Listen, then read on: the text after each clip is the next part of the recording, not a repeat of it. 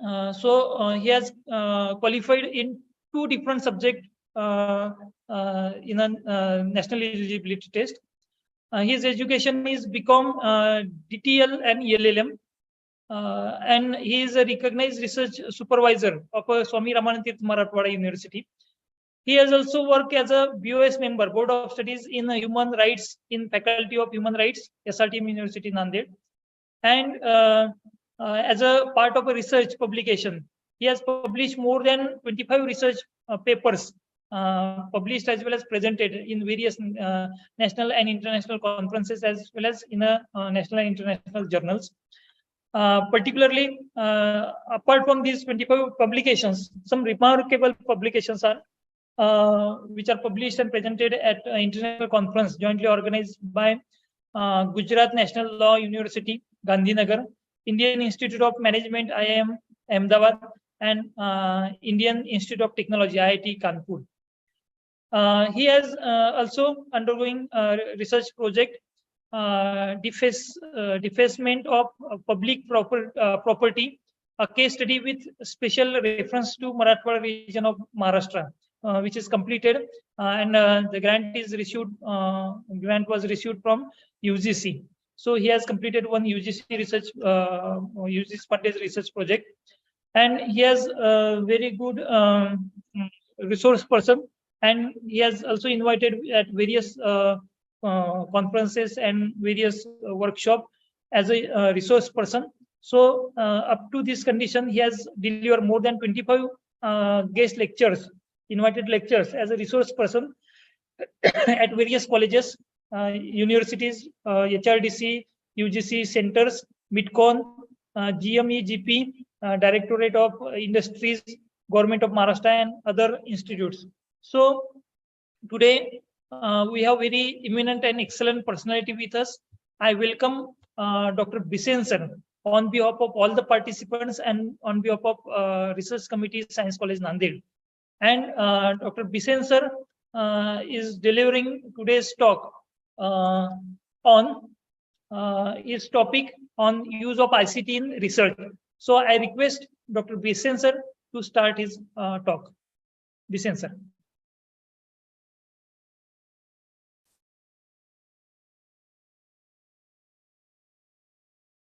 Okay, am I audible to everyone? Yes, sir. Yes, you are. Okay, fine.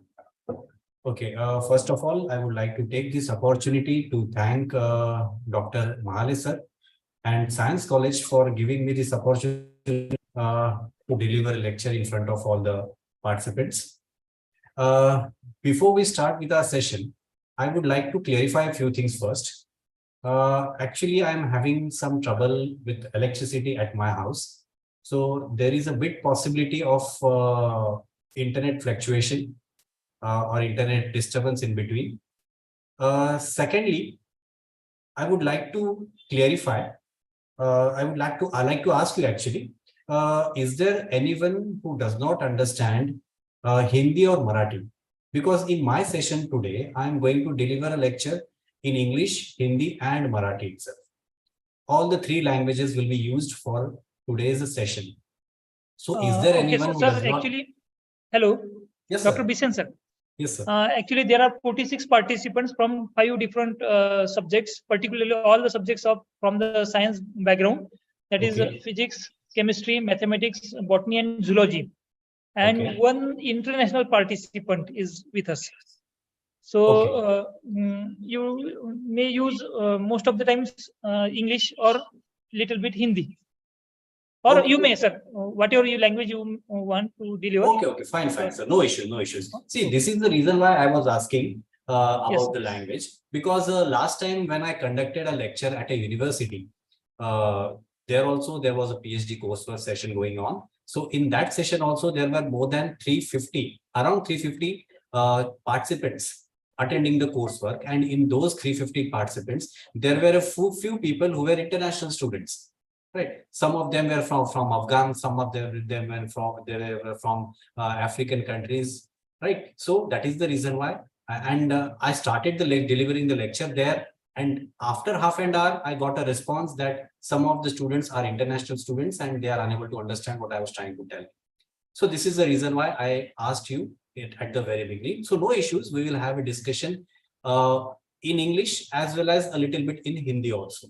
No problem. Okay. And even if I'm using languages other than English, I'm sure that that the international student will understand what I'm trying to communicate. Right? There will be no issues. Even the students who do not understand English language, even they will try to correlate. They will get an idea as to what I'm trying to present.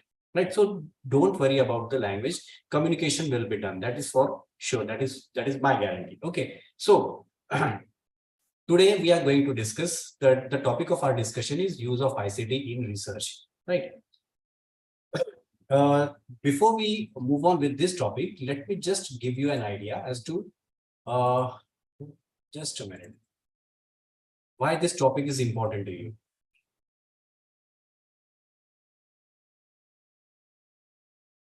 Okay. One more thing, if you have any questions, please ask the questions at the end of the session, not in between, because we are going to cover a lot of things and I'm sure you'll get some of the answers while in the session itself.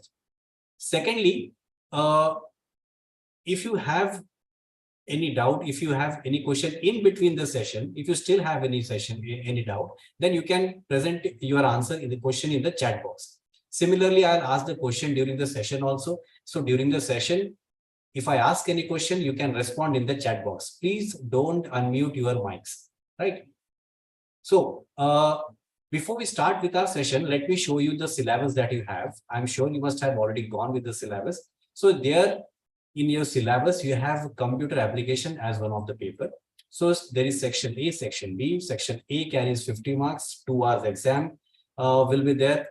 And the at least 50% is the passing category criteria, right? So you have to score at least 50%, that is at least 25 marks to pass this exam. Computer application section B is an internal kind of an exam, which will be conducted by your research coordinator, whoever is organizing the program. So it will be of 25 marks. Okay. And the internal evaluation, minimum passing marks is 50%. So this is the examination pattern that you are going to undergo. Okay. Apart from that, let me show you the syllabus. Okay. See, in section A, that is the university exam will be conducted in section A. In section A, there is MS Word, MS Excel, PowerPoint, and Marathi English word processing, spell check, etc. Right. So this is the syllabus for paper for section A, the university exam section. Right. And section B, the coursework exam that you are going to clarify right now, the internal exam, kind of an internal exam. Right. So it's use of internet, online journals, search engines, concepts, computer applications, and softwares. So basically, what I am going to cover up today is a combination of section A as well as section B. Both the sections.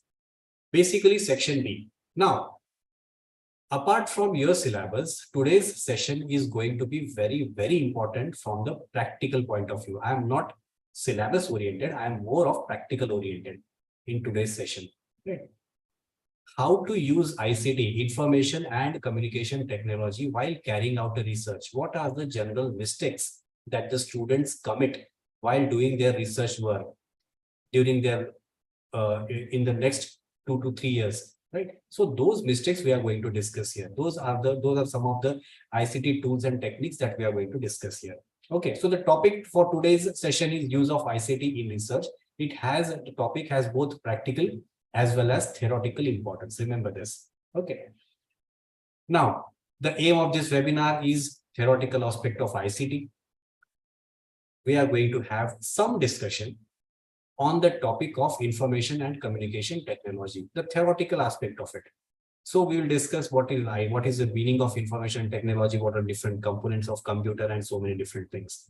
So theoretically, we are going to have I'm going to throw some light on the topic of ICT.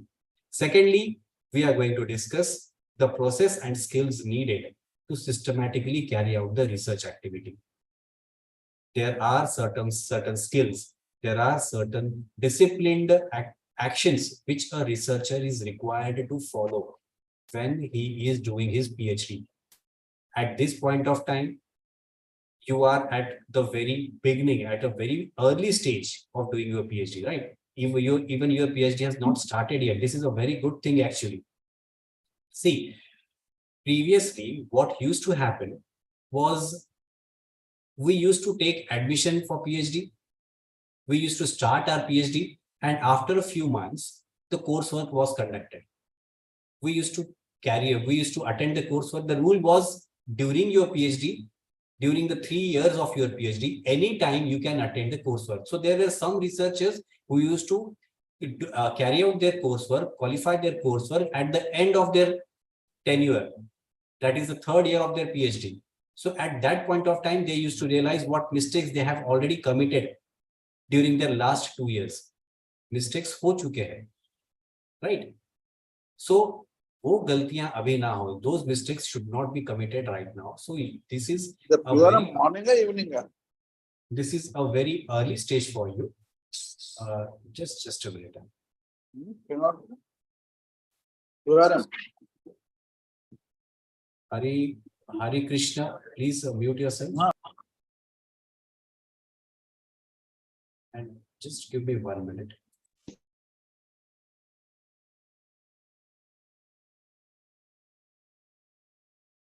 Just a minute.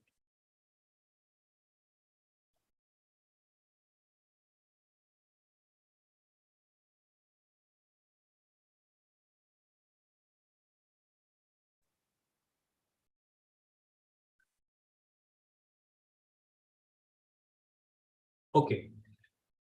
Understanding the process and skills needed to systematically carry out the research activity. So this is a very good thing that you are doing your coursework first and then you are starting your PhD. This is kind of a reformation that the university has carried out in the entire PhD course, right? So at the very beginning, I'll tell you how to use ICT tools, information and communication technology, right, to carry out your research work.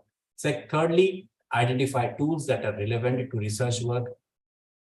There are certain tools which are common to all type of researchers, right? The syllabus that I showed you right now. Section A speaks about MS Word, MS Excel, and something else, few more things, right? So these are some things which are very much common to all the researchers. Every person is going to use MS Excel and MS Word to complete his PhD thesis, right?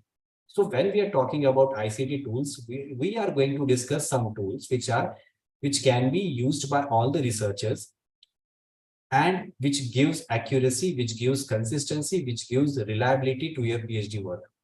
So we are going to identify the tools. Then at the end, I'm going to give you some hands-on training. If time permits, अगर time मिलता है तो मैं आपको कुछ tricks and tricks बताऊंगा जिससे कि आप ICT को यूज करके अपना रिसर्च कैरी आउट कर सकते हैं. ठीक है? There are some things that can be used. Certain tricks and tricks for use of ICT in research. Okay, so this is about the entire webinar. This is just a roadmap as to how we are going to proceed with the topic. Okay. Okay. Now, the meaning of ICT. I'm sure since you all are doing at a very advanced level of your education, I'm very much sure that you must be aware of the concept of information and technology, ICT. Somewhere, especially after COVID-19, right? We all have come across how technology can transform our life, how we can use technology, mobile phones, computers, laptops, internets in carrying out educational activities, right? So here, ICT in education uses digital technology to support, enhance, and optimize the delivery of information. This is a very general, very basic meaning of ICT. बहुत general meaning है, ठीक है? Basic idea है about ICT. What is ICT? It is kind of a digital technology, right? It is kind of a digital tool which can used to support, enhance, and optimize information or to optimize the educational learning, to disseminate information. That is a very basic idea about information communication technology. Now, technological information has changed the research process, no doubt about it. The ways in which the work was carried out before the rise of the machines, before the rise of the ICT was very much different compared to what we have today. Everybody agrees with this, right? कि technology के आने के पहले की चीजें बहुत ज्यादा अलग थी और टेक्नोलॉजिकल एडवांसेस होने के बाद में, राइट, कंप्यूटर्स, इंटरनेट ये टेक्नोलॉजी आने के बाद में जो चीजें हुई है वो बहुत ज्यादा ड्रास्टिकली चेंजेस हुए हैं, ठीक है. So there is no question that technology has changed the research process also. Information technology has brought drastic changes in research also. Right now, the research has become more accurate, more reliable, more transparent. These are the positive things, right? These are some of the positive things. Iske negative impact bhi hai, that also we are going to discuss. Just like information technology has brought positive changes in research, it has also brought some negative impact in research process. And the worst type of negative impact in the research process which IT has brought is plagiarism, right? If in future, if the college permits me, I'll conduct another session on plagiarism topic itself. Plagiarism ये बहुत जरूरी है, तुमको अभी से समझ लेना, ठीक है? तो वो टॉपिक हम फिर कभी डिस्कस करेंगे if the college permits me. That will discuss later on. But plagiarism is one of the negative impact of information technology. New technology and communication technologies arising from the development of new media like cloud computing and Web 2.0, right? Together with their applications will bring a big change to the world of research. Now, the people who are from science background, who are from computer science background, they are very well aware of the concepts of cloud computing and Web 2.0. Can anybody in the chat box tell me as to what is cloud computing?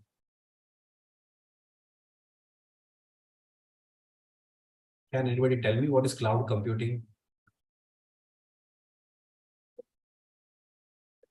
Give me your answers in the chat box.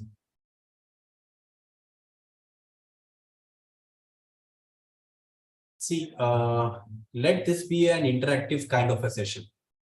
Because मुझे पता है कि दोपहर हो गई है, 2 बज गए हैं, आपने अभी शायद से लंच किया होगा, ठीक है? लंच करके सब लोग बैठे होंगे, थोड़ा सा डलनेस होगा, ड्राउजीनेस होगा, right? But still try to be with me, try to communicate. This will give you an opportunity to actively participate in the session itself. What is cloud technology? Please tell me. Okay, just type yes if you have some idea about cloud computing, cloud technology. Just type yes.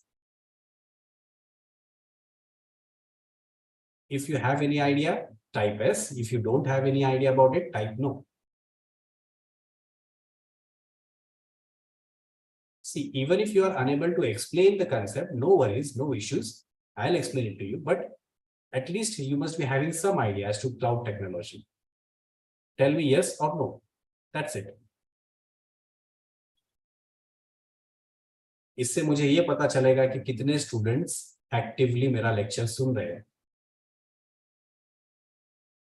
और कितने लोगों ने lecture start करके mobile side में रख के कुछ दूसरे एक्टिविटी में बिजी हो गए. I'll get an idea. Okay. Okay, Jadhav, availability of resources. Nikhil, services of storage. Okay, yes, no, yes, no. I've got availability of computer system.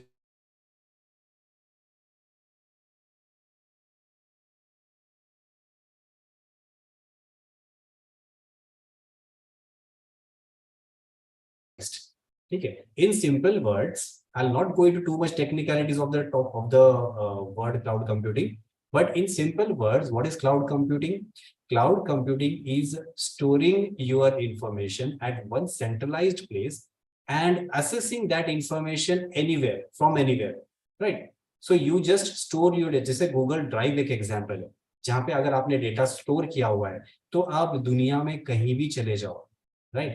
वहां से आप वो डेटा एक्सेस कर सकते हैं, ठीक है? डेटा डाउनलोड कर सकते हैं. All you need is a computer और a mobile phone and an internet connection, right? See, previously what used to happen, previously you were supposed to carry a pen drive or a floppy disk or a CD with you, right? If you want to transfer some data from one place to another, you were required to carry these storage devices. But now, because of cloud computing, Now you need not do these things. And storing of data at one place and assessing the data from throughout the world is just one small example of cloud computing. Cloud computing can do much more than this. Okay, so cloud computing has immense kind of a scope, and this is something that we are going to use in our research also. I'll show you later on why this concept is important. I'll tell you later on, right? But cloud computing, for now, try to understand that cloud computing is storing your data at one centralized place and assessing that data from somewhere else, right? Second idea is about Web 2.0. I'm sure you must have heard about Web 2.0. Some of you must have heard about it. The web, that is the website or the internet, has gone through different phases. There was Web 1 to Web 1. Okay. Then there is Web 2.0. Now we have Web 3.0 also, right? So there are three different evolutions of webs that have taken place. Can anybody tell me what is Web 1? What is Web 1? What was the feature of Web 1? Or what is Web 2? Web 2.0? Anyone?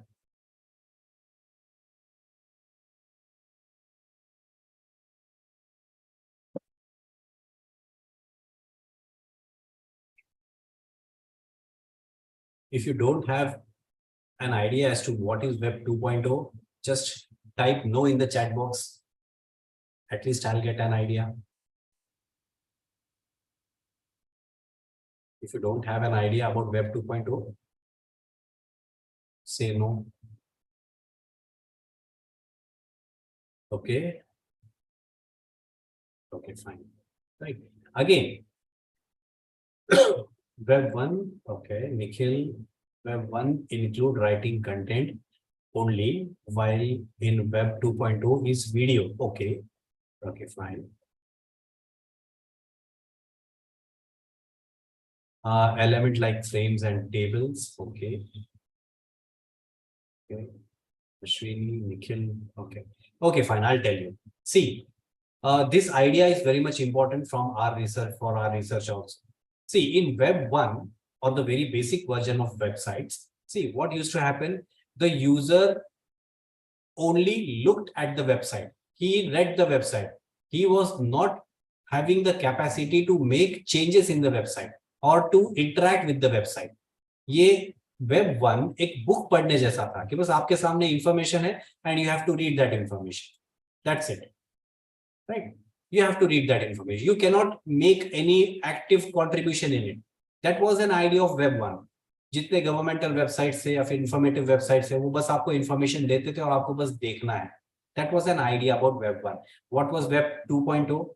Web 2.0 enabled the users to post their own comments. Right? So आज हम जो Facebook, WhatsApp, ठीक है, YouTube देखते हैं, तो that is an example of Web 2.0. That is an example of Web 2.0, where you gather the information and at the same time you disseminate the information. You give active reaction on that information. किसी ने कोई video post किया, आपको अच्छा लगा, आपने उसको like किया. So you also are contributing in Web 2.0. You are also contributing in that technology. That is Web 2.0. Now, this idea is also very much important in our research. How, that I'll tell you later on. Right, but that is an idea of Web 2.0. So these are just a few examples as to how the technology is drastically changing, or it is contributing in the field of technology, right? Cloud computing and Web 2.0, and somehow these technologies are important in our research also. Remember this thing. Okay, so the next part, ITC consists of hardware, software, and network. So hardware, we'll see what are hardware, software, and networks, but ICT is generally a combination of these three different types of elements. Just a minute. Okay. Okay, so these are three different types of elements used for collection, storage, processing, transmission, presentation of information like audio, video, text, images. These are the active actions of ICT. There are different tools which can be used. ICT has a valuable role to play in research as long as it is used properly. ठीक है, it supports genuine research and does not distract from proposed research work. These are actually three important things that a researcher must remember while using the information and communication technology. Remember this thing. ICT must be used properly. If I get some time at the end of the session, I'll show you how to use the search engine. Right? Can anybody tell me what is an example of search engine in the chat box? What is search engine, or what are the examples of search engine?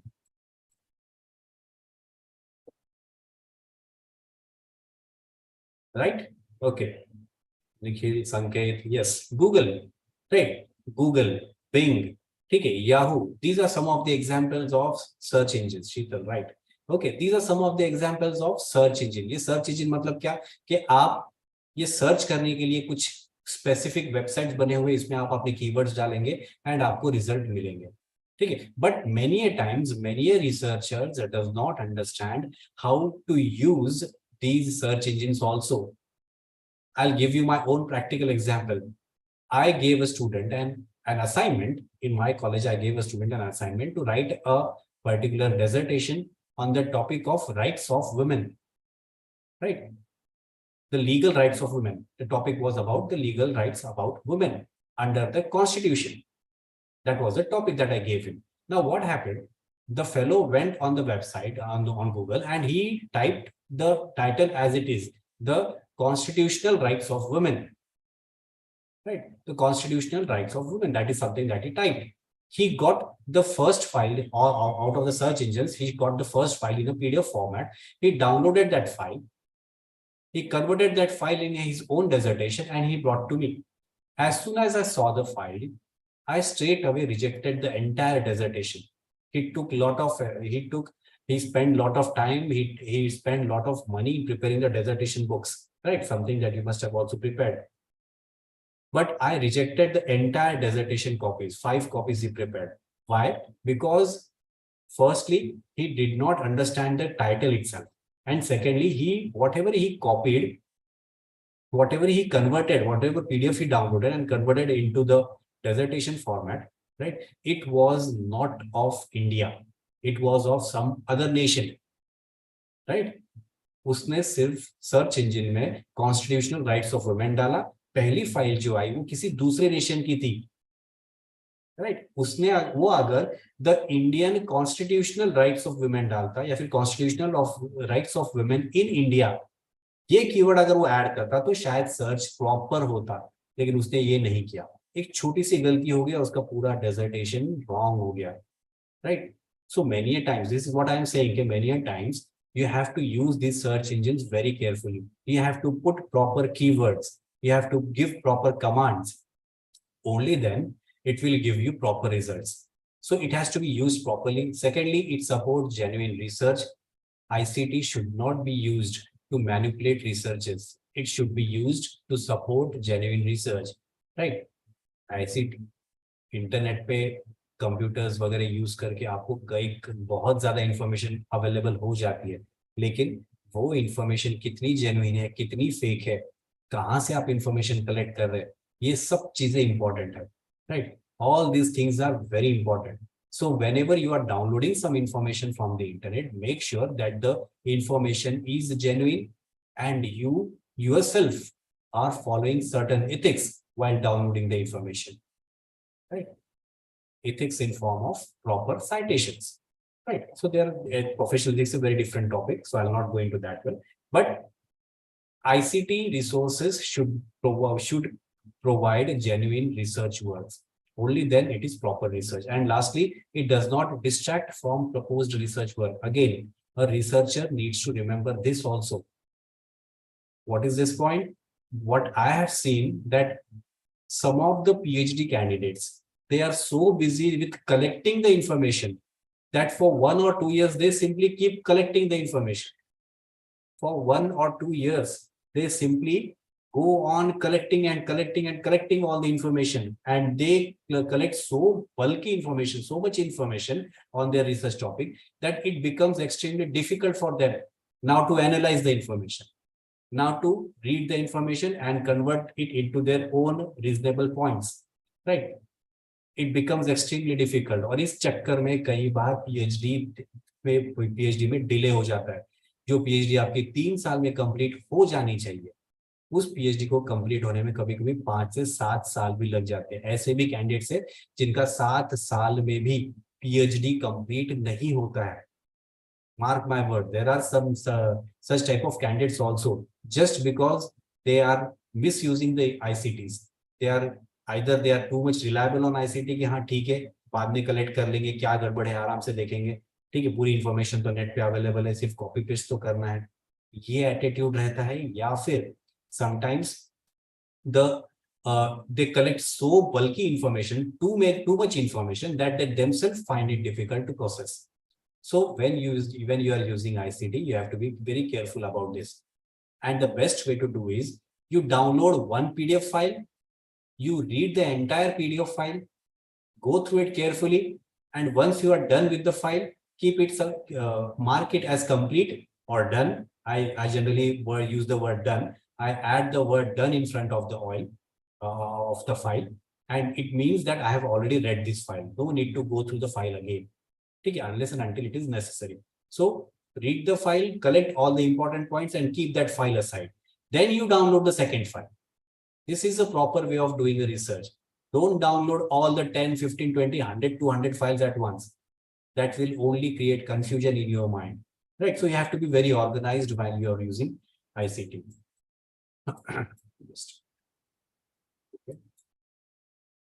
Okay, skills needed by a researcher while carrying out a research. These are very general points. I'm sure in your coursework, you must have come across some of the ideas of these different points, like identifying the research area, literature review, research methodology, analysis and result discussion, conclusion, and recommendations. So can you please in the chat box tell me as to what topics you have covered so far, as far as these points are concerned? Please tell me in the chat box. Did you complete literature review or research methodology or something of identifying the research area? Anything? If you have completed something, then tell me. If you have not completed anything, then just say nothing or no.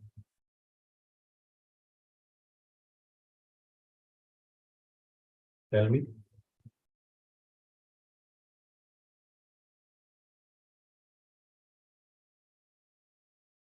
Yes, anyone?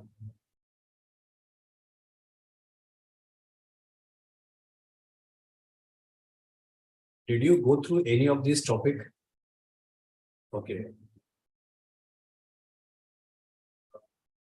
Anusaya, completed. Okay. Nikhil, research methodology and literature review done. Okay, fine. Okay, fine. So I presume that you have done a few topics out of all these points that I have mentioned here. So these are the different things that you carry out while doing a research activity. And at this point of time, at this stage, the most important point that you need to focus is on identifying the research area, right? Identifying the research area. Which topic should you select to carry out research? Right. Previously, this is again a kind of a reform that has taken place. Previously, we used to select the topic, we used to start our PhD research work, and then in some lecture, in the coursework, we used to come to know that how you should select a research topic, how you should identify the area of study, right? So at this point of view, you have to be very careful as to what research area you are picking up for your PhD research, right? I am sure you must be having something in your mind, right? कुछ ideas हमारे mind में already रहते हैं कि मुझे इस पर research करना है या उस पर करना है, right? So if you already have an area in your mind, a topic in your mind, make sure the topic is not too much vast. Otherwise, you will find yourself in deep waters later on. It will be very difficult for you to complete the research. Or even if you complete the research, your research will clearly be incomplete. One of my friends took a research topic like food security measures in hotels in India. Right? Food security measures in hotels in India. a critical study, something like that was the topic, title of the topic, right? So he took the topic by himself. He prepared, he convinced the, I don't know how he convinced the research committee to approve the topic for him. The research committee also approved the topic, but later on उसको इतनी difficulty हुई data collect करने में, because when we are talking about hotels, so it is a very extremely vast area, right? Hotels में क्या क्या आएगा, छोटी छोटी चाय की टपरियां भी होटल के कैटेगरी में, छोटे छोटे होटल्स, ईटरीज होटल के कैटेगरी में, right? Then we have restaurants, we have bar and restaurants, we have 2-star, 1-star, 2-star, 3-star, 5-star hotels, right? So there is an extremely wide range of hotels, right? And his topic was food security measures adopted by hotels in India. First of all, the hotel itself is extremely wide, and he's added the word India into it. And now imagine how you are going to carry out this research, how you are going to collect the information about all the hotels, or at least sample method of hotels in India. It is extremely difficult. So my suggestion would be, when you are selecting a topic, limit your research work.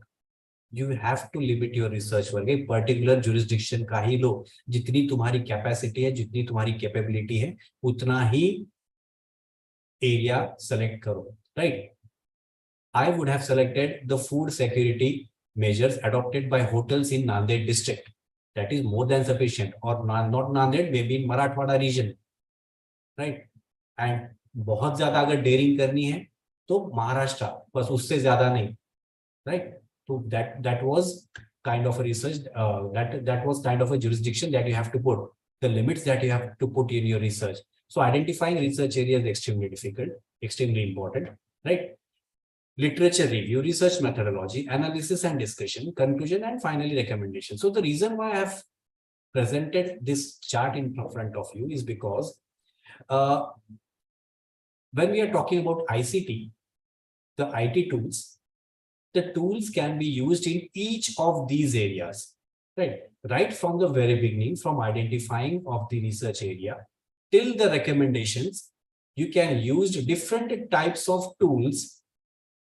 You can take help of different types of tools to work on these topics, right? So you can, for identifying the research area, for example, you can use the news applications, right? The applications in mobile phones, the news applications, or the TV channels, news channels, where you can identify the problems that the society has. And if you have the idea, you can try to solve those problems, right? I'm giving just an example to you. Right. So identifying areas till the recommendations, at all the stages, ICT can be used. Benefits of using ICT as a research process. These are some of the benefits that you get when you are using the different digital tools to carry out the research activities. I'm sure you must be aware of these different points that I have mentioned. First one is speed, no doubt. ICT helps you in carrying out your research very speedily, right? Previously, prior to the digital era, the research was carried out, the speed of research was extremely slow, and it was not as accurate as it is today, right? So the speed was extremely slow. Samples collect करना है तो उसके एक अलग difficulty होती थी, right? आज अगर आपको कुछ इंफॉर्मेशन कलेक्ट करनी है, किसी एक पर्टिकुलर फील्ड के बारे में इंफॉर्मेशन कलेक्ट करनी है आपको, for example Google form create कर लो, this is just an example. So Google form create करो, गूगल फॉर्म अपने स्टेक होल्डर्स को फॉरवर्ड कर दो, ग्रुप्स में शेयर करो, राइट? तो वो लोग फिलअप करके आपको ऑटोमेटिकली आपके पास पूरा रिकॉर्ड जनरेट हो जाएगा. Look at the speed, look at the convenience that we have. ये कन्वीनियंस आज है, पहले नहीं था. पहले अगर इस तरह के रेस्पॉन्सेस अगर कलेक्ट करना होता था तो लोग पोस्ट कार्ड भेजते थे, right?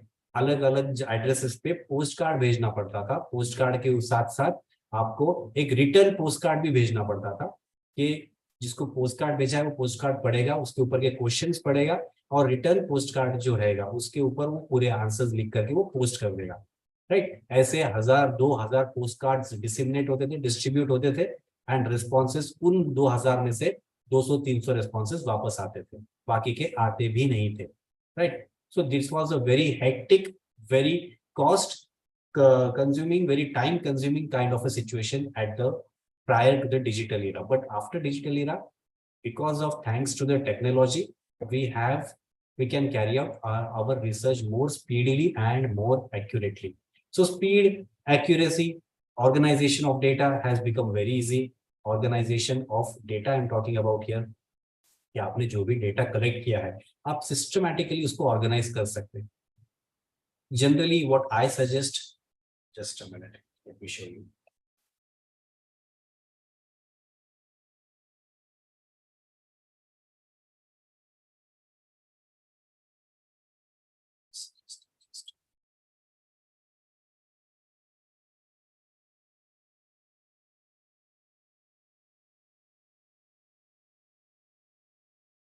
Okay. Are the files available to everyone?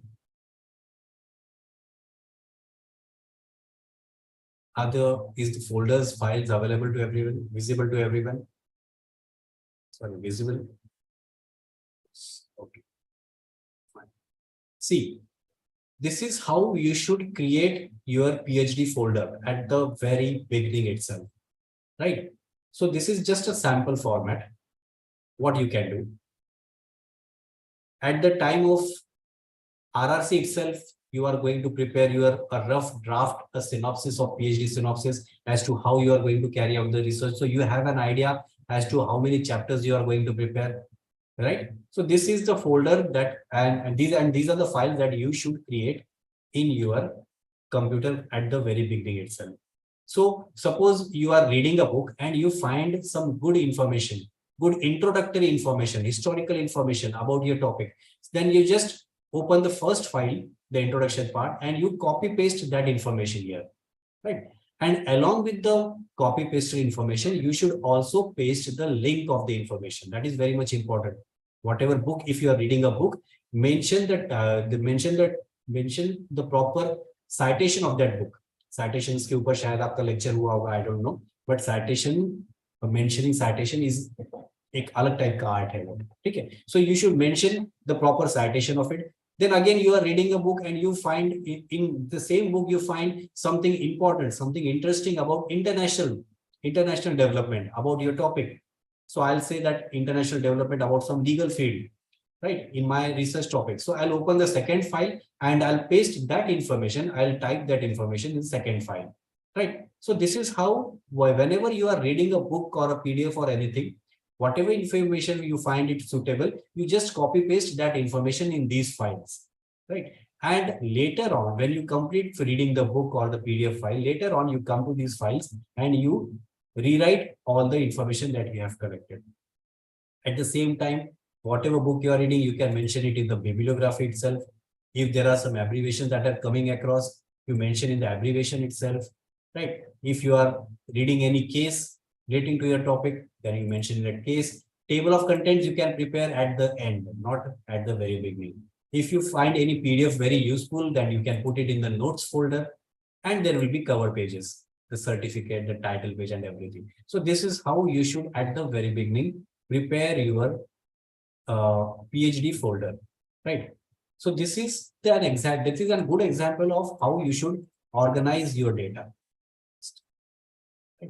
This is how how ICT helps you in organizing your data at different levels. Then comes consistency, right? ICT definitely gives you consistency. It will give you accurate results, the repeated results in the similar type of situation. So consistency is there. Facilitate data collection and analysis. Today, search engine and some new AI tools gives us the facility to collect data very easily, to analyze the data very easily. This is something that we'll look at later on as to how to collect data and analyze data using ICT tools. I'll tell you later on. Then there is, it gives evidentiary value to systematically carried out research, right? Many times it happens that a researcher carries out a research. ठीक है, एक researcher research complete कर लेता है, लेकिन जब उसको पूछते हैं कि तूने इंफॉर्मेशन कहाँ से ली है या फिर इसका तुम्हारे पास में क्या प्रूफ है, तो वो बोल नहीं पाता है, राइट, या फिर उसको खुद को ध्यान में नहीं आता कि ये इंफॉर्मेशन मैंने कहाँ से कलेक्ट की है, या फिर ये डेटा मेरे पास कहाँ से है, इसको मैंने कैसे एनालाइज किया है। ठीक है, कई बार होता है, लेकिन अगर आप प्रॉपर कोऑर्डिनेटेड तरीके से, ऑर्गेनाइज्ड तरीके से अगर डेटा रखते हैं अपने पास में, ठीक है, पूरा ट्रैक रिकॉर्ड रखते हैं उसका, then it will help you to produce evidences before the authorities.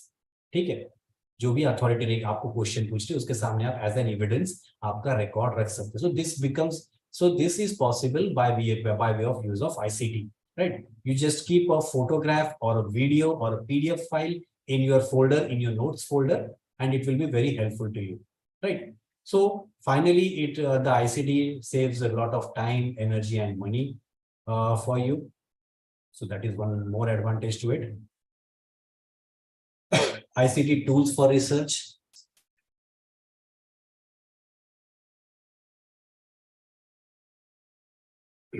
ICT tools for research. So these are some of the things that you should carry while carrying out the research work. First is computer, internet, printer, scanner, etc., etc. So there is a list. Whoever can afford these things should have these things at their home, at their office, whatever is the place, right? If you are unable to have access to these things, maybe for financial reasons, maybe for knowledge reasons, right? If you do not have access to computer or internet, you can always go to the internet cafe, or you can always visit the college library, okay, computer lab, okay, or something like this. You can go and you can use the tools there also, right? Computer and internet, these are the two things, and in some cases mobile phones. Okay, so computer and internet, I'll suggest computer and internet. These are two things that you should have at least till you complete your research work. ठीक है, नहीं है तो ले लेना चाहिए, एक मेरा एक ओपिनियन है, अगर ले सकते होंगे तो ले लो। ठीक है, क्योंकि ये दो चीजें बहुत ज्यादा जरूरी है रिसर्च कैरी आउट करने में। ठीक है, कंप्यूटर अगर नया नहीं ले सकते, सेकेंड हैंड मिल जाएगा आपको, काफी कम रेट में मिल जाते हैं आज के रेट में कंप्यूटर्स। ठीक है, इंटरनेट के भी अलग अलग प्लान आपको अवेलेबल हो जाएंगे। I suggest you take unlimited plan. Unlimited plan 500 रुपए महीने तक आ जाता है। ठीक है, so you take the unlimited plan and you start with your research work. It will be very very beneficial for you. So computers and internet. Now printer, scanner, it depends if you need this things. Actually मैंने खुद के research में, मैंने जो research किया उसमें कभी printer या स्कैनर यूज नहीं किया है, टू बी ऑनेस्ट। एक भी प्रिंट मैंने घर पे नहीं निकाला। जो भी एनालिसिस करना रहता था मैं या तो बुक में करता था या फिर कंप्यूटर पे, राइट। एंड स्कैनर की जरूरत नहीं है क्योंकि आजकल मोबाइल डिवाइसेस के अंदर स्कैनर्स आ गए हैं। Storage devices are required, so you should keep a pen drive with you, and I'll also give you some other storage devices, right? For example, Google Drive. I'll tell you this about storage devices also. Then softwares, depending upon the type of research you are carrying out, you have to decide your own software, what kind of software you need to use. See, for example, I am from a legal background, so for me Equitas is kind of a software. Equitas is ऐसा software है जिसमें independence से लेके 1950-51 से लेके आज तक के पूरे केस लॉज है, जितने भी हाई कोर्ट और सुप्रीम कोर्ट में केसेस हुए सभी केसेस वो डेटाबेस में अवेलेबल होता है। तो मेरे लिए वो सॉफ्टवेयर काम का है, so I will use that software, I can purchase that software. So whatever software is beneficial for you, you can either purchase that software or you can take the software, the facility from somewhere else if you want. Okay, so softwares may be used, applications and mobile phones, that depends as to what kind of work you are doing, okay, what kind of research you are carrying out, so you have to use accordingly, right? What is a search engine? Search engine or internet search engine is a software system that is designed to carry out web search, okay, for particular information. So when you are on the internet, you need to find certain information. If you need to find certain information, when you are finding the information, the place where you are finding is a search engine. Generally, we have certain softwares, certain applications which work as a search engine itself. So we have Google, we have Microsoft Explorer, Internet Explorer or Edge, we have Bing. ऐसे कुछ नाम है, कुछ search engine है जो कि exclusively search engine का ही काम करते हैं, ठीक है। But there are other search engine like Yahoo, तो याहू ये प्योरली सर्च इंजन नहीं है, राइट। इसमें आपको फाइनेंशियल इंफॉर्मेशन मिलेगा, इसमें आपको एंटरटेनमेंट की इंफॉर्मेशन मिलेगी, और साथ ही साथ आपको कुछ सर्च करना है तो सर्च भी कर सकते हो, right. So there are few search engine which are pure in nature, purely search engines, and there are some which have other information on it. It is a mixed blend of the different types of facilities. Right? So I suggest you should use the pure search engine. Generally, the Google one. Google is the best one. Okay. Apart from Google, one more technology has come into existence, which is said to be more efficient than Google. Can anybody tell me what is that technology? Google से ज्यादा efficient कौन सी technology है जो अभी आई है?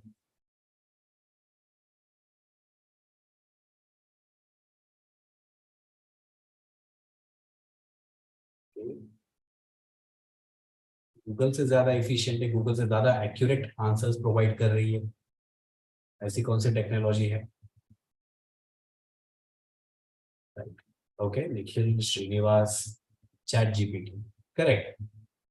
But okay, Govind, chat GPT.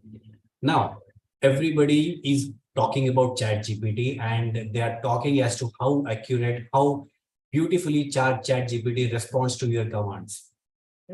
सब लोग इसके बारे में बात कर रहे हैं, लेकिन मैं अब तुमको चैट जीपीटी का एक बड़ा ड्रॉबैक बताने वाला हूँ, ठीक है? I'll स्पीक अबाउट इट, ठीक है? कि चैट जीपीटी भी कैसे धोखा दे सकता है। मैंने खुद ने एक्सपेरिमेंट्स कर करके ये पता लगाया है, खुद ने सर्च करके पता लगा कि चैट जीपीटी कितना एक्यूरेट है या फिर ये कैसे इंफॉर्मेशन देता है.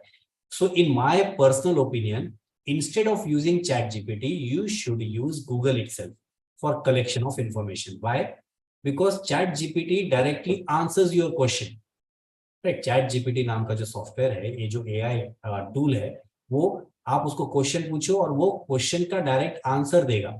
लेकिन गूगल में क्या होगा, आप गूगल में कमांड डालो, सर्च करो, ठीक है, आपके सामने 1000 रिजल्ट्स आ जाएंगे और उसमें से आपको जो ठीक लगता है वो आप सेलेक्ट करेंगे, right? That is a quality of Google. आप एक डॉक्यूमेंट ओपन करेंगे, आपको लगता है कि नहीं ये रिलेवेंट नहीं है, आप उसको साइड कर दो, दूसरा ओपन करो. So here in case of Google you are using your own intellect, your own mind in carrying out research. But in case of chat gpt generally gives the information and you take the information as it is. अगर as it is नहीं भी लेना है तब भी chat GPT के हर एक चीज को, हर एक कमांड को एनालाइज करना जरूरी है.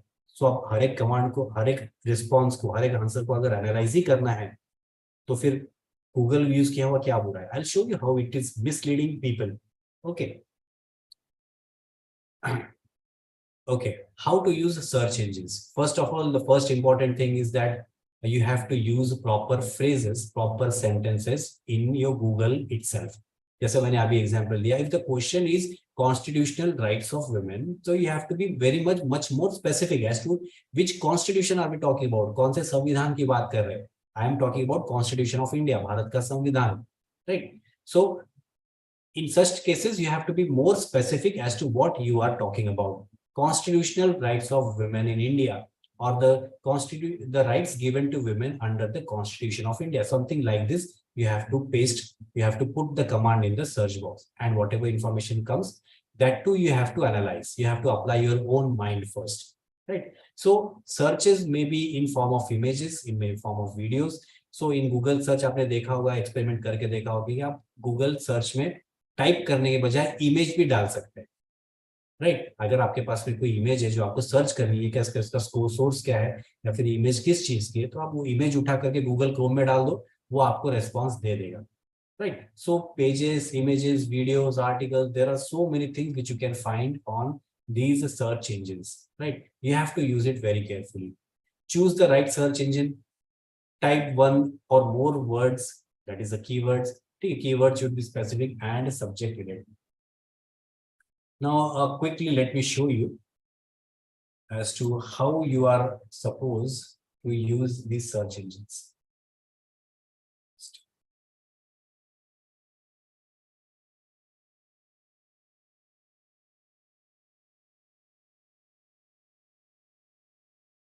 Okay, so everybody. So, can everybody see my Google screen?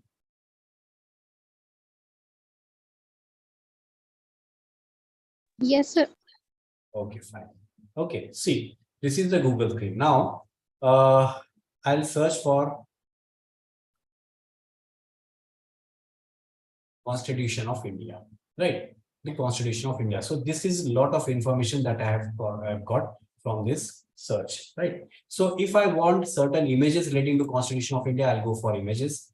If I want certain news, I'll go for news. If I want certain books, I'll go for books. So generally, I refer all as well as books, right? So if you look at the books part also, you can do your research at the comfort of your home. Books के लिए library में भी जाने की जरूरत नहीं, वो भी आपको इंटरनेट पे अवेलेबल हो जाएंगे. बट कौन से बुक्स अवेलेबल होते हैं? जिन बुक्स का पेज ऐसा बेंड रहता है, ठीक है, you can see this bend page, right? So these books are freely available. इसको अगर आप ओपन करेंगे, ठीक है, तो यहाँ पे आपको बुक फ्रीली रीड करने के लिए मिल जाएगी, राइट? ये बुक अवेलेबल है रीड करने के लिए. सी, right? So whatever, if you find such kind of bent pages, okay, then you can directly open the book and you can read. But where you are, where such bent pages are not available, right? So these books are only for the reference purpose, and the books are not available to you, right? देखो ये book available नहीं है. So whatever free books are available, you just go through those books first, right? You can simply open the book, you can start reading the book. See this, how the books are easily available, the content pages are available and everything, that too with proper citations. Okay, so this is one important tool that you can use here. So look at all these things, the news, the books, and there are many more such things, maps, videos and everything, right? So whatever is relevant to you, you can search. But books is the best option that Google has. Okay, you can search any topic you want.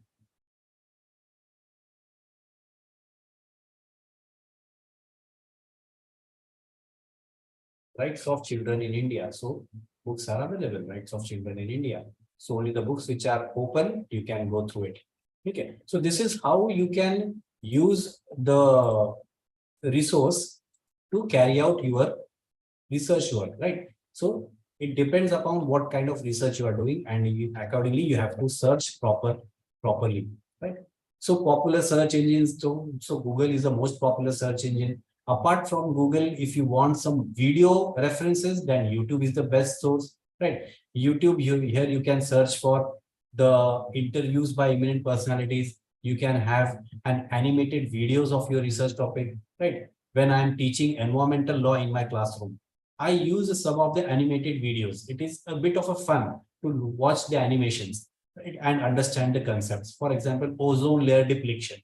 अगर ozone layer के बारे में मैं ऐसे ही बताऊं तो थोड़ा सा बोरिंग हो जाएगा सब्जेक्ट, लेकिन मैं एक एनिमेटेड वीडियो बताऊंगा, उसमें बताऊंगा कि ओजोन लेयर कैसे डिप्लीट हो रही है, तो ज्यादा इंटरेस्टिंग लगेगा, right? So these are the different types of sources and they provide different types of material also.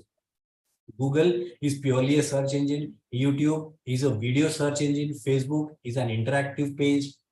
Many of the universities today have Facebook pages. Facebook is not only for entertainment purpose. Remember this thing. Facebook के ऊपर कई सारे universities ने अपने अपने web pages बना के रखे हुए हैं और वो टाइम टू टाइम उसको अपडेट करते रहते हैं, इंफॉर्मेशन पोस्ट करते रहते हैं. So you can take reference from these pages also. Then there is Bing, Baidu, etc. There are so many things, different types of search engines that you can refer. Okay. Now, I'll tell you. Okay. Popular data analysis tools. Data analysis के लिए whatever information you are collecting, whatever data you are collecting, for that purpose, for analysis of that purpose, these are the different types of softwares, right? बहुत ही basic, बहुत ही ground level के data analysis के लिए Excel best है, ठीक है. लेकिन अगर डेटा थोड़ा सा टेक्निकल है, थोड़ा कॉम्प्लिकेटेड नेचर का है, तो उस डेटा से related particular research software, analytical software आपको यूज करना पड़ेगा, ठीक है. यूनिवर्सिटी में जनरली सोशल साइंसेस के टेक्निकल कॉम्प्लिकेटेड डेटा, ठीक है, को एनालाइज करने के लिए SPSS नाम का सॉफ्टवेयर यूज होता है. सो एक्सेल, SPSS, ये दो पॉपुलर सॉफ्टवेयर हैं जो कि जनरली यूज होते हैं. But apart from these two, these are the different softwares which are available in the market. I don't know whether these softwares are freely available on internet or not. ठीक है, अगर available है तो वो भी देख सकते हैं आप. बट जो आपके रिसर्च से रिलेटेड है, you use only those softwares, no need to use anything else, right? Then the websites. Now when you are using ICT, you have to be very careful as to what websites you are using. Now here comes the part of web 2.1 and 2.0 जो मैंने starting में बताया था, ठीक है? Being a researcher, you should collect the information preferably, ठीक है, from .gov governmental websites only. Preferably from these websites, .gov. What is .gov? Can anyone tell me? What does .gov stands for?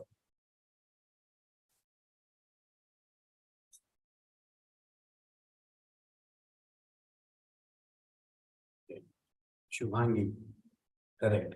Sheetal, correct. Arshia, okay, fine, right. So it stands for government, right? So here we are talking about the governmental websites, right? .gov is a governmental website. Suraj, okay, okay.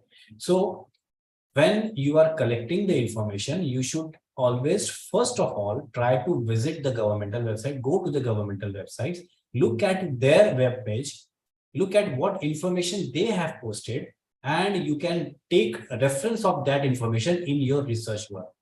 That is the most safest way of taking the information, क्योंकि governmental websites ये basically web 1 के example है, मतलब कि यहाँ पे आप सिर्फ information देख सकते हैं, आप कुछ post नहीं कर सकते, right? Let me show you something.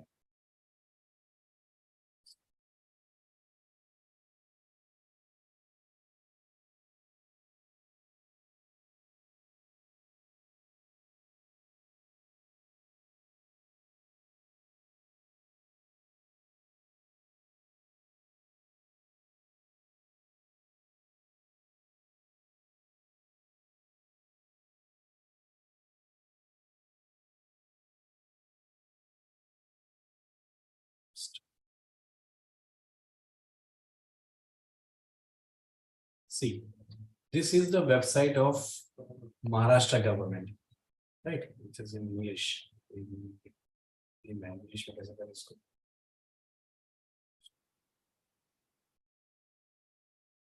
See, so if you are carrying out some research work on the administrative aspect of Maharashtra in Maharashtra, then you can go on this website and you can collect the information. Here the government simply puts the information and you can see the information and you can download the information.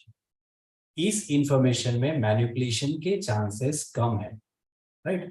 This is an example of web 1 कि यहाँ पे manipulation के chances कम है, कि किसी और के यहाँ जाकर के कुछ changes करने के chances बहुत कम है, unless and until the governmental website is hacked, ठीक है?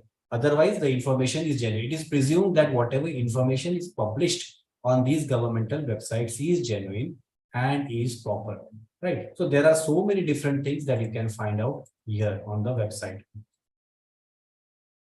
Just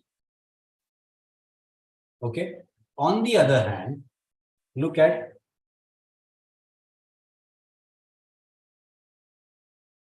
Wikipedia, right?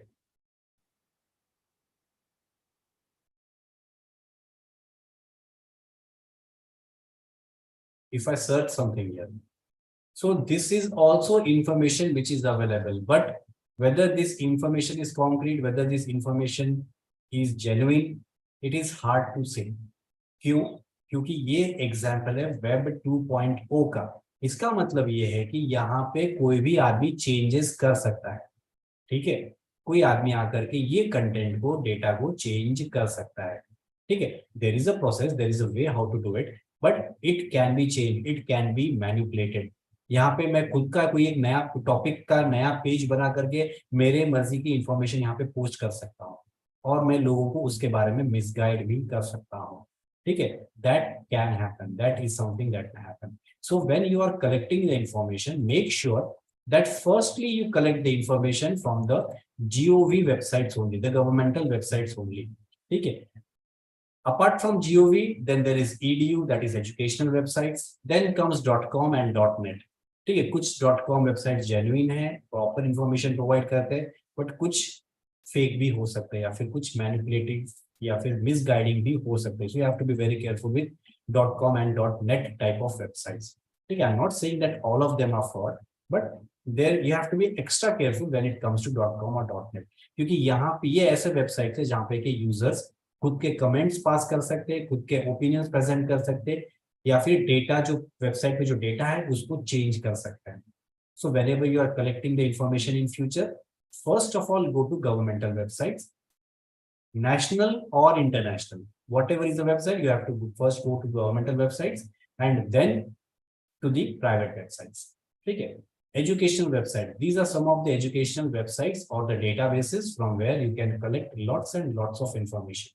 So there is Shodh Ganga, there is Swayam, and so many different websites. I have given the main name in front of you, right?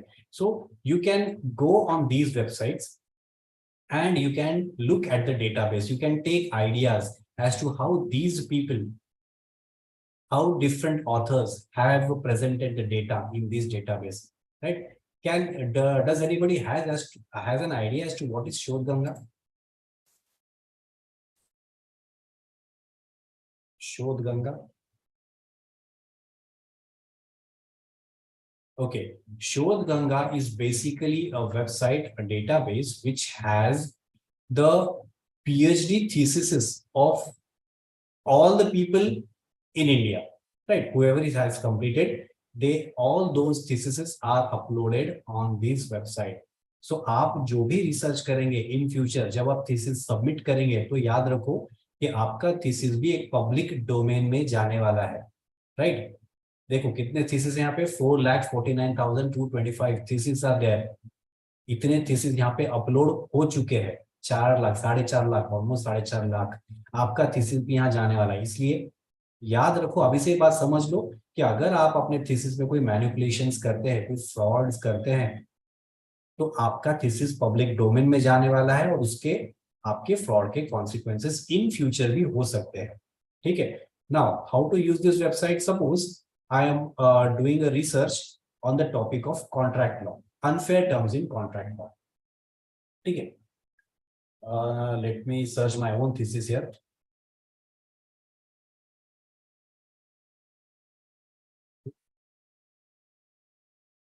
Slow चलता है website, काफी database बड़ा है इसका. ठीक है. So I have searched my name. So you can search by the title, by the name of the author, by the name of the guide, and so many different things. See, मेरा ही पहले आ गया. ठीक है. So this is my thesis that has been uploaded in 2019 on the Shodh Ganga itself. Let me show you and see. These are all the chapters and all the pages that I have prepared. ठीक है. हर एक चीज यहाँ पे clearly visible होती है.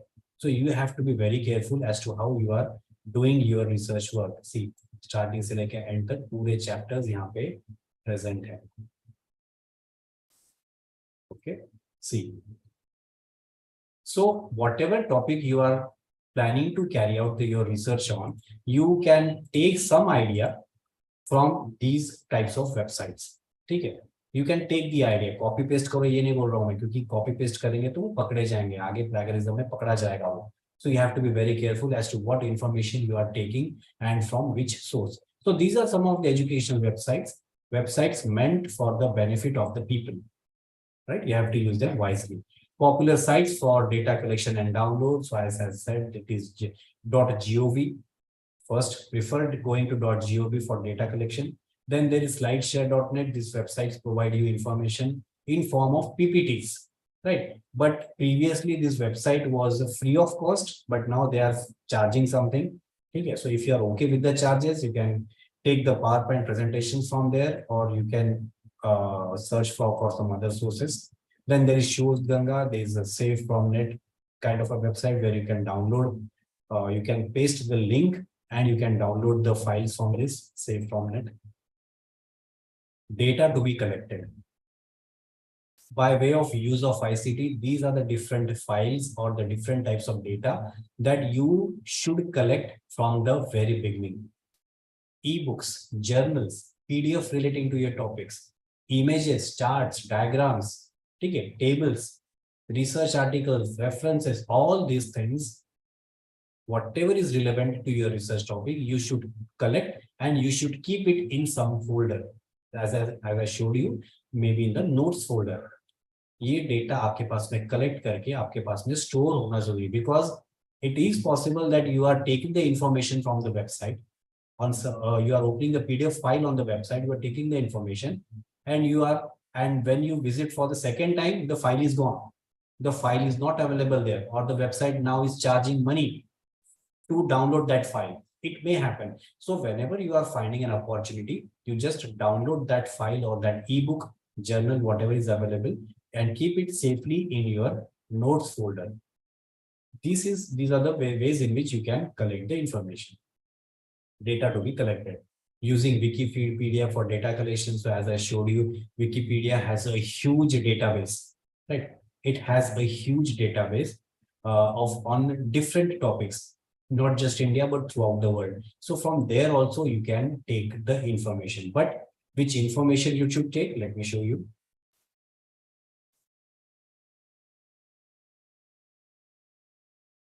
Right. So let's say I'm working on the topic of women's rights. Okay. So in this case, if I want to take some information, so I should prefer looking at the synopsis.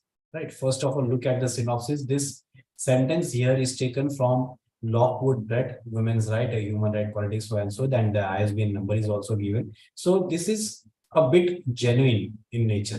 Many a times simply the name of the author or simply the name of the website will appear. So don't go for those types of references. Go for proper references.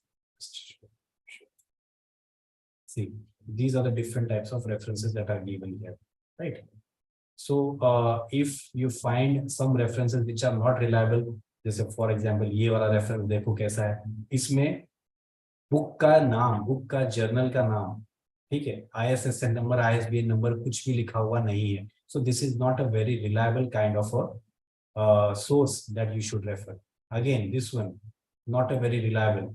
ठीक है, comments of Asthagia, Patanjali का कोई comment दिख रहा है इसमें, but don't take such kind of things. Only the books, journals having proper ISSN, ISBN numbers should be referred. See, this is of ISBN number, right? So such kind of information you will find. So you have to be very careful while collecting this information. Okay, so Wikipedia is one such thing. Now using Google for research, Google not only has search engine feature, that is one very prominent feature that the Google offers, but at the same time, Google has some other features also, like Google Forms, Docs, Books, and Drives. So books I have showed you, right? Docs I'll show you. Google Forms, you must have come across Google Forms one way or the other. Google Drive. Okay, so Google Docs, we'll speak about Google Docs first. Let me show you.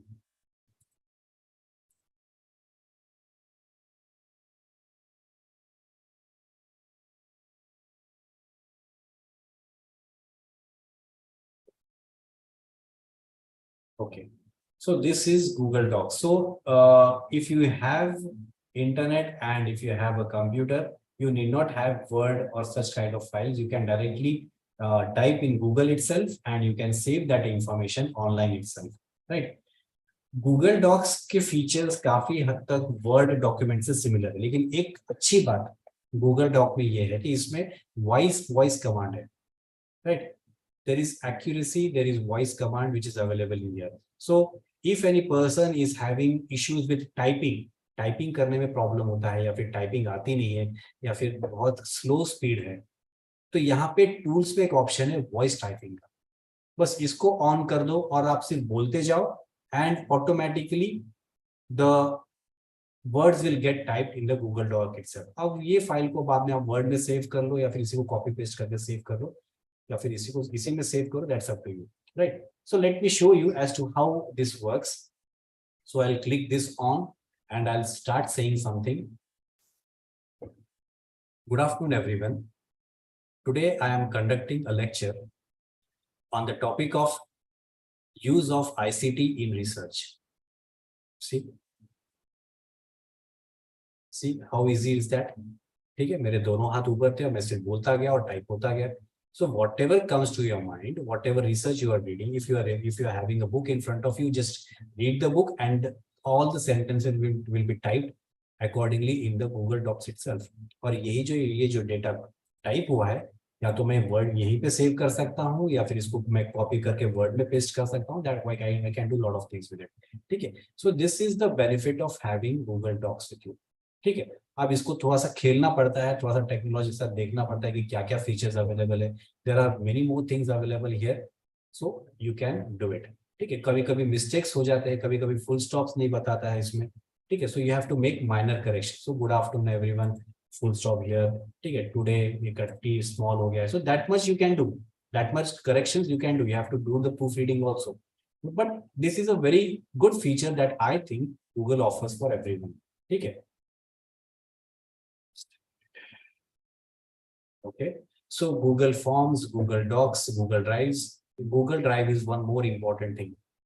What I suggest to all my research students, PhD students, is that whatever research you are doing, you should save one copy of that research work in Google Drive itself. तुम जो भी काम कर रहे हैं regularly daily एक file Google Drive में save किया करो. ठीक है. क्यों? Because I have seen people losing all their data because of some kind of a malfunction. पूरा का पूरा डेटा एक कंप्यूटर में सेव करके रखा हुआ है, पूरी रिसर्च हो गई और आखिरी में कंप्यूटर क्रैश हो गया. ठीक है. पूरा का पूरा डेटा फॉर्मेट करना पड़ा, पूरा कंप्यूटर पीसी फॉर्मेट करना, पूरा डेटा उड़ गया. ठीक है. जितना रिसर्च किया था सारा रिसर्च डिस्ट्रक्ट हो गया, सारा रिसर्च जीरो हो गया. तो ये गलती ना हो, ये प्रॉब्लम फ्यूचर में ना आए, इसीलिए एक आदत बना लो. whenever you are doing some changes in your documents, chapters में या फिर whatever documents you have, कहीं पर भी कुछ भी changes कर रहे हैं आप आपके रिसर्च फोल्डर में, तो उसकी एक कॉपी गूगल ड्राइव पे सेव किया करो. ठीक है. गूगल ड्राइव पे ऑटोमेटिक अपडेट करते रहो उसको. ठीक है. This will keep you tension free कि अगर कंप्यूटर क्रैश भी हो जाता है तब भी आपका पूरा डेटा गूगल ड्राइव में सेव रहेगा. ठीक है. मेरा जितना भी डेटा है, जितना इंपॉर्टेंट डॉक्यूमेंट्स है, फाइल्स है, नोट्स है, सब मैंने गूगल ड्राइव में सेव करके रखे हुए हैं for your information. Why? Because that is a safe one.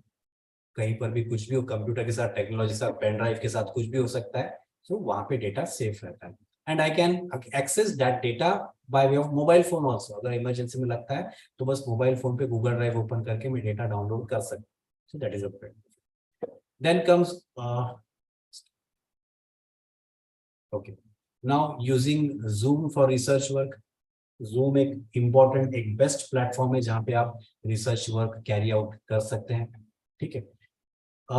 In my research I had a Zoom meeting with one of the eminent personalities who were teaching in Gujarat University, Gujarat National Law University. He was my friend and he was a very learned person in the field of contract law. So I had an interaction with him. I spoke with him and I said कि sir मुझे थोड़ा सा doubt है मेरे topic में, मुझे थोड़ा सा कंफ्यूजन है, मुझे थोड़ा सा डिस्कशन करना है, लेकिन मैं वहां नहीं आ सकता.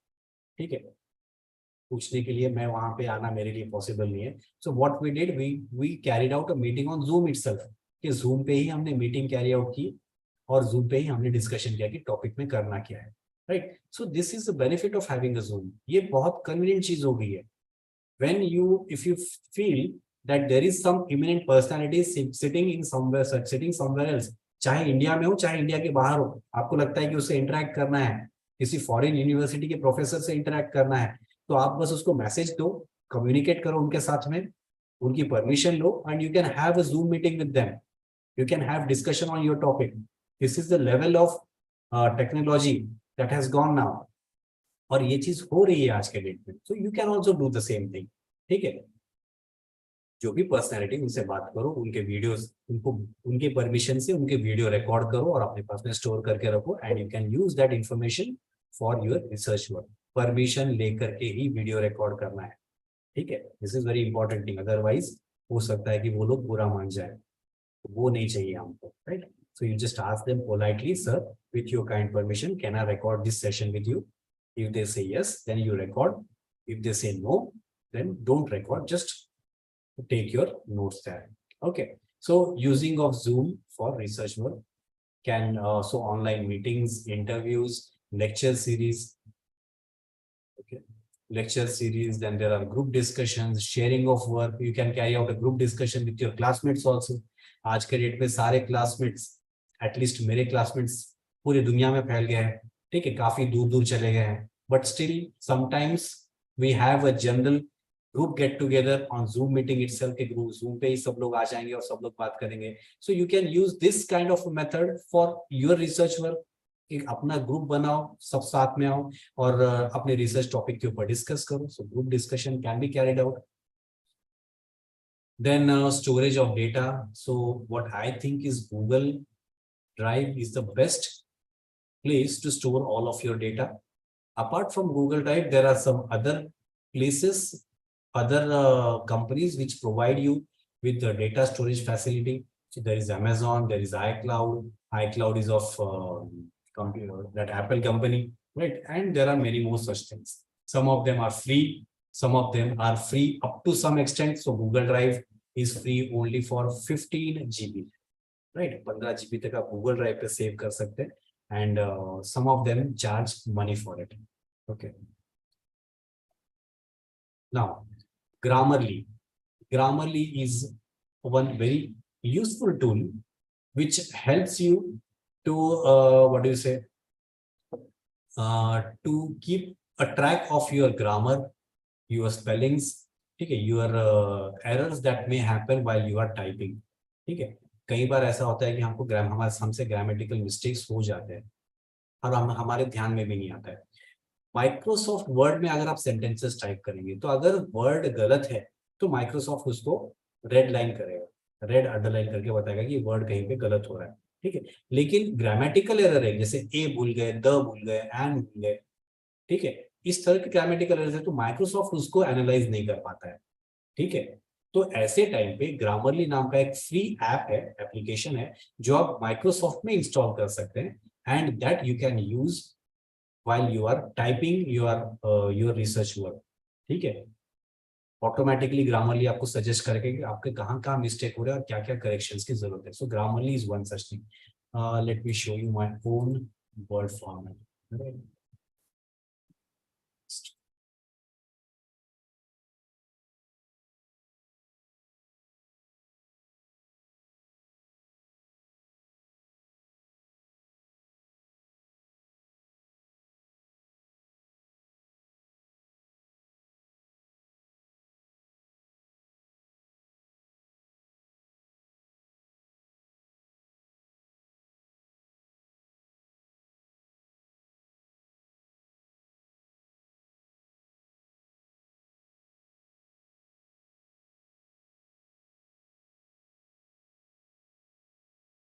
Okay.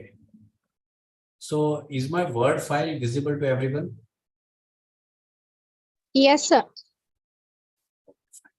Okay, so this is a file, the paragraph that I have just copy pasted from the Wikipedia file. Okay, so let me see. यहाँ पे कोई corrections नहीं बता रहा है. ये मेरे विंडोज डॉक्यूमेंट में यहाँ पे मैंने गूगल ग्रामरली को यहाँ पे इंस्टॉल किया है, इंटीग्रेट किया हुआ है. ठीक है, so just click this one, and see if any mistakes it is showing. So here if you look at the bottom right corner, no basic issues, right? So यहाँ पे कोई issues नहीं है, ऐसा इसका कहना. Now let us put some issues here. ठीक है, अब जैसे वॉयलेंस के बाद में मैं a डाल देता हूँ. ठीक है, 2-3 जगह पे a dan डाल देते हैं. ठीक है, let's commit mistakes by default. Double of डाल दिया मैंने यहाँ पे. ठीक है, आई का स्पेलिंग मिस्टेक कर दिया. ठीक है, तो मैंने कुछ यहाँ पे जैसे विंडोज बता देता है, एंड इस तरह से मैंने कुछ मिस्टेक्स यहाँ पे ऐड किया. अब यहाँ पे डिप्राइवेशन द ऑफ मिस्टेक्स है, लेकिन विंडोज इसको डिटेक्ट नहीं कर पा रहा है. ठीक है, so if I open the Grammarly here, ठीक है, सो ग्रामरली फिर से पूरा टेक्स्ट चेक करेगा and it will find out all the mistakes. Right, in the first case it is showing के यहाँ पे आ गया है, नहीं चाहिए, सिर्फ अगेंस्ट है. Just click this one and it will correct.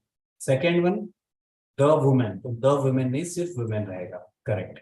ये डबल ऑफ हो गया है, या तो ऑफ करो या फिर सिर्फ ऑफ करो. ठीक है, so you have to select, you have to do off. Then the next one international का स्पेलिंग गलत है. See how easy it is, right? So this is how Grammarly will make corrections for you. कई बार ऐसे होता है कि grammatical mistakes हो जाता है जाने अनजाने में, और उसकी वजह से काफी प्रॉब्लम हो जाता है रिसर्च वर्क में. So that is something that you need to be careful of. So Grammarly, Ginger, ये काफी सारे अलग अलग टाइप के एप्लीकेशंस है. ग्रामरली आज के डेट में सबसे बेस्ट एप्लीकेशन है जो आप वर्ड या फिर एक्सेल के साथ इंटीग्रेट करके, गूगल क्रोम के साथ इंटीग्रेट करके यूज कर सकते हैं. ठीक है, ईमेल वगैरह टाइप करते टाइम पे भी ग्रामरली करेक्शंस करके दे देता है आपको. ऑनलाइन अगर कुछ टाइप करते हैं तो वहां पे भी करेक्शंस हो जाते हैं. Okay, then comes plagiarism check software. ठीक है, ये प्लैगरिज्म, ये जो वर्ड है, this is something which haunts all the researchers at the end of their research work. ठीक है, पूरा रिसर्च कंप्लीट होने के बाद में सबसे ज्यादा डर अगर किसी चीज का लगता है तो वो दो ही चीजें है. एक है प्लैगरिज्म का और दूसरा है वाइवा का. ठीक है, प्लैगरिज्म का क्या है कि प्लैगरिज्म मींस आपने जो भी फाइल्स क्रिएट किए, पूरे चैप्टर्स जो आपने क्रिएट किए हैं, ठीक है, जो भी आपने चैप्टर्स फाइल्स क्रिएट किए हैं आपके रिसर्च से रिलेटेड, उन सभी फाइल्स को आपको कंपाइल करना रहता है. ठीक है, right from the cover page till the bibliography. ये जो पूरे फाइल्स है, कवर पेज रहेगा, फिर बाद में certificate, acknowledgement, declaration, table of contents, abbreviations, chapter 1 2 3 4 and last bibliography. So all these files are required to be compiled into one file, and this one file should be given is to be given to the library. देखो process बता रहा हूँ मैं आपको कि आपको university के library में जाके सबमिट करना रहता है. You have to submit this file in university library. The librarian there will put your file into a plagiarism check software, जो कि बहुत पावरफुल सॉफ्टवेयर है. ठीक है, he will put your file into that software and it will run the software, and the software will detect all the plagiarised data. मतलब कि जो data आपने कॉपी पेस्ट किया है, लेकिन कॉपी पेस्ट करने के बाद में भी प्रॉपर साइटेशंस आपने नहीं दिए हैं, ठीक है, तो वो पूरे सेंटेंसेस को वो डेटा सॉफ्टवेयर डिटेक्ट करेगा और वहां पे आपको एंड में बताएगा कि आपका प्लैगरिज्म कितना है. 100% में से आपने कितना डेटा, कितना प्लैगराइज किया हुआ है. सो अगर प्लैगरिज्म 60% से ज्यादा आता है, ठीक है, सॉफ्टवेयर अगर 60% से ज्यादा बताते तो आपका पूरा रिसर्च कैंसिल हो जाएगा. मैं यूनिवर्सिटी के रूल्स बता रहा हूँ. अगर 40 to 60 के बीच में है तो आपको आपका पूरा थीसिस रीराइट करने का एक चांस मिलेगा. तो ऐसे कुछ रूल्स यूनिक बने हुए हैं. सो प्लैगरिज्म एक बहुत इंपॉर्टेंट चीज है. So being at a very initial level of your research, अभी से ये आदत बना लो कि आप जो भी डेटा कॉपी कर रहे हैं, जो भी रेफरेंसेस, कॉपी बोलने की बजाय रेफरेंसेस बोलूंगा मैं, तो जो भी डेटा, जो भी सेंटेंसेस आप रेफर कर रहे हैं उसका प्रॉपर रेफरेंस नीचे दे दो. ठीक है, प्रॉपर फुटनोट देना जरूरी है. अगर नहीं देते तो आगे चल के डेटा ट्रैक हो सकता है, सॉफ्टवेयर डिटेक्ट कर सकता है, तो प्रॉब्लम हो सकता है वहां पे. Okay, so plagiarism check and में करने की बजाय आप रिसर्च करते करते भी खुद का प्लैगरिज्म चेक कर सकते हैं, लेकिन ये थोड़ा रिस्की है. इंटरनेट पे कई सारे ऐसे वेबसाइट्स अवेलेबल है जो आपको प्लैगरिज्म चेक की फैसिलिटी प्रोवाइड करते हैं. मींस आपने जो डेटा, जो पैराग्राफ बनाया है, चैप्टर बनाया है, वो आप उसमें डालो, वो टेस्ट रन करेगा और वो बता देगा कि आपने ये डेटा कहाँ से कॉपी किया है. आप करके देखो, वेबसाइट्स अवेलेबल है. ठीक है, प्लैगरिज्म चेकर फॉर एग्जाम्पल. तो ऐसे कुछ वेबसाइट्स है जो कि आपको बताते हैं कि प्लैगरिज्म, आपने कितना डेटा प्लैगराइज किया हुआ है. लेकिन इन वेबसाइट्स को यूज करने का एक हैजार्ड है, एक नुकसान हो सकता है. हो सकता है कि आपने जो इंफॉर्मेशन यहाँ पे अपलोड की है प्लैगरिज्म चेक करने के लिए, वो वेबसाइट ने वो इंफॉर्मेशन कॉपी कर ली. ठीक है, वो इंफॉर्मेशन उसी वेबसाइट ने कॉपी करके किसी और को दे दिया.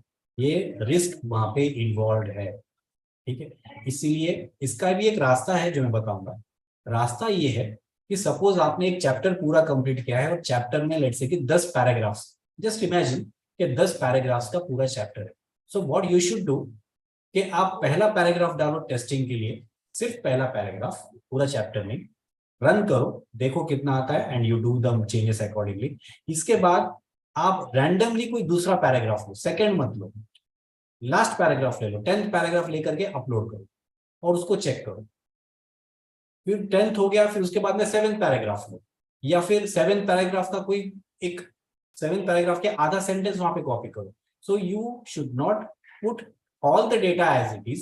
You should randomize your data and you should jumble your data and then you should upload the data on the website. कि अगर वो कॉपी करता भी है तभी उसका रेफरेंस नहीं लगेगा या फिर लिंक नहीं लगेगा उसका, ठीक है, वो डेटा कहीं और यूज नहीं कर पाएगा। So there are some tricks that you need to use, apply your mind while you are carrying out plagiarism checker, ठीक है। मेरा पर्सनल सजेशन यहाँ पे यही रहेगा कि you should not use these softwares. You should not put your data on the internet. Instead, whatever you are putting in your chapters, you give proper reference to them, to those.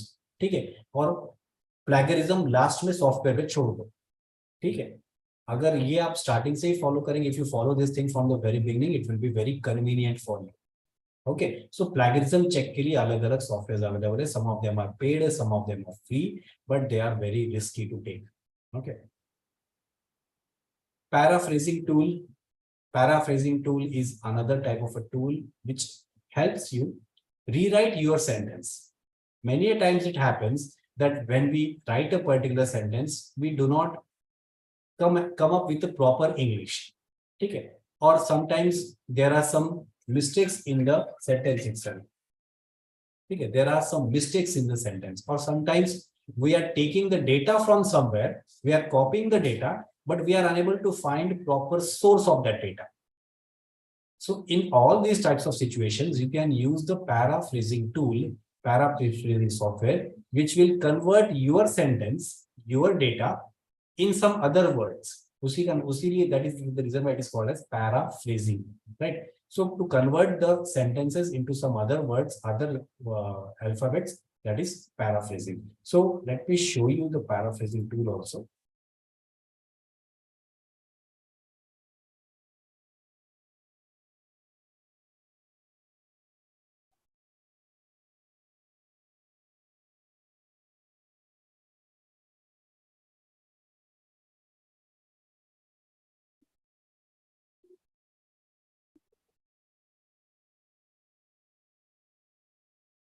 Okay, is my website visible to everyone? Is my website visible?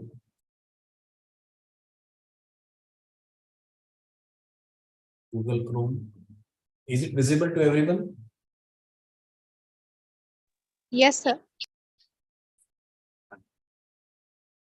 Okay, see, again, I have copy pasted the data from the Wikipedia file.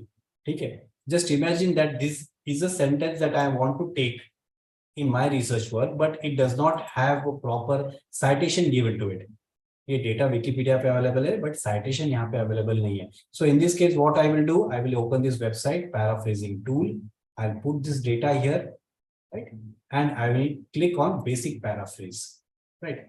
So when I click on basic paraphrase, this entire paragraph will be reconverted into some other format in other words, right? The Declaration of Elimination of Violence Against Women was adopted by UN in 1993. The United Nations adopted the Declaration of Women. So it just jumbled the words. It simply, changes a few words and it rewrites the entire sentence. It defines violence against women as any act or gender-based violence. So this is kind of a basic paraphrase. If you want to go for advanced paraphrasing, then click on advanced. It will open a website called QuickBolt. Okay? This is a website. Here you put the information. But here the limit is of around 100 words. So this is of 65 words. It's okay. Rephrase. And it will again rephrase the entire sentence. And one good thing about this QuickBolt website is that you can change the sentences. For example, if I want to change this gender-based, click on it. Okay. And you can select any other words. Violence against women. So violence ka wahi bata raha hai. Okay. Causes or is likely to cause, has results in or is likely to result into causes. Okay, then sexual, let's say physical, psychological, it's emotional. So this is how you can change the words also, right? But you have to be very careful. You have to use these websites, right? You have to use these website, this paraphrasing tool only when the references are not available and you are in desperate need to copy that data. ठीक है, जब दूसरे कोई sources available ही नहीं हो रहे तभी paraphrasing tool को यूज करो, क्योंकि there are chances that even after you paraphrase the sentences, the AI software, the university software will detect the plagiarism. Chances है इसके भी, right? कि पैराफ्रेज होने के बाद में भी सेंटेंसेस के वर्डिंग्स चेंज करने के बाद में भी AI डिटेक्ट कर पा रहा है. So you have to be very careful while using this paraphrasing tool also. Okay. So this was about the use of information and technology, information and communication technology in our research work. So if you have any questions now, you can ask. Just give me 1 minute, just a minute.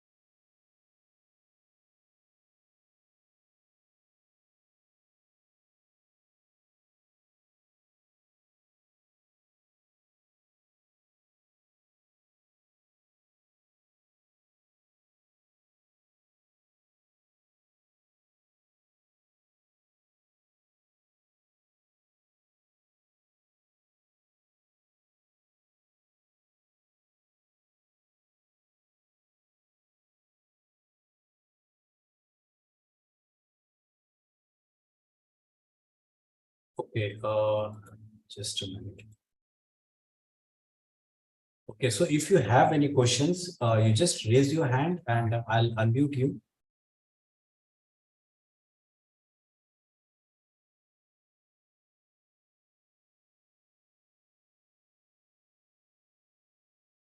Any questions?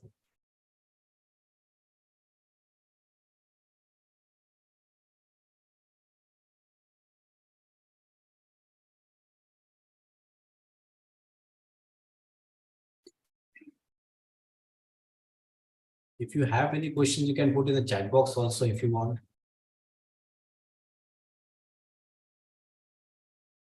Any questions, any comments, any personal opinion regarding today's session or the topic, use of ICT, anything?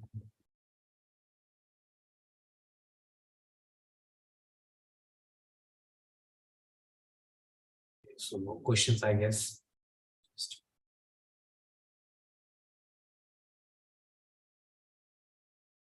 Thank you, Arshia. Thank you very much.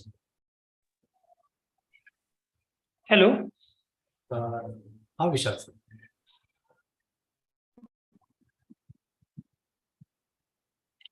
Hello. Yes, sir. Yes.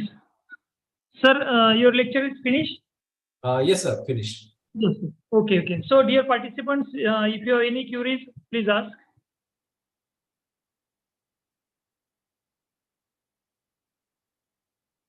Yes.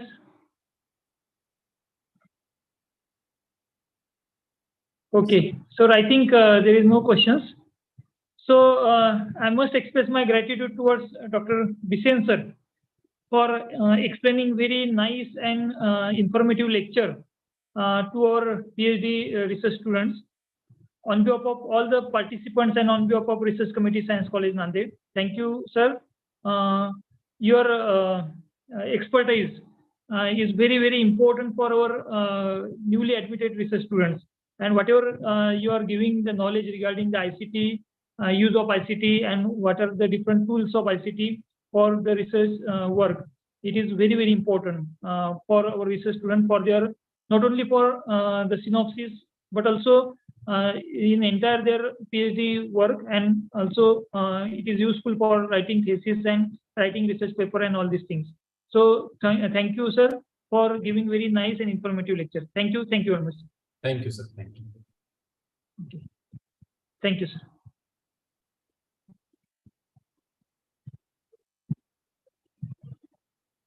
Okay. So, dear participants,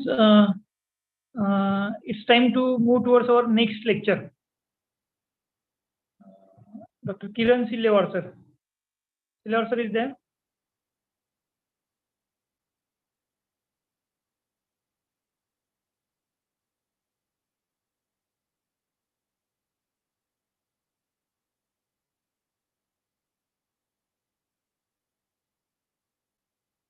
So, participants, we will wait for 2 to 3 minutes so that Silewar, sir will join shortly.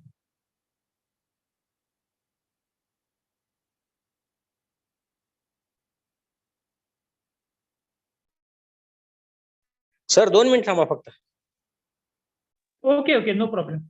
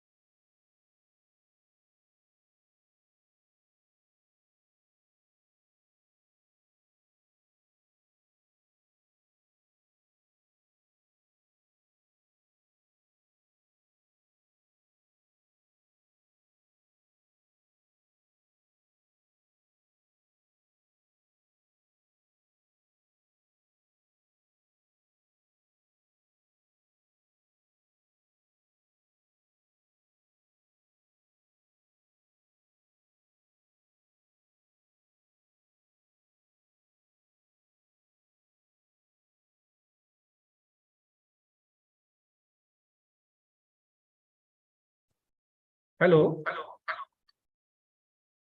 Hello. Dr. Vishal sir. Hello. Sir. Okay, sir.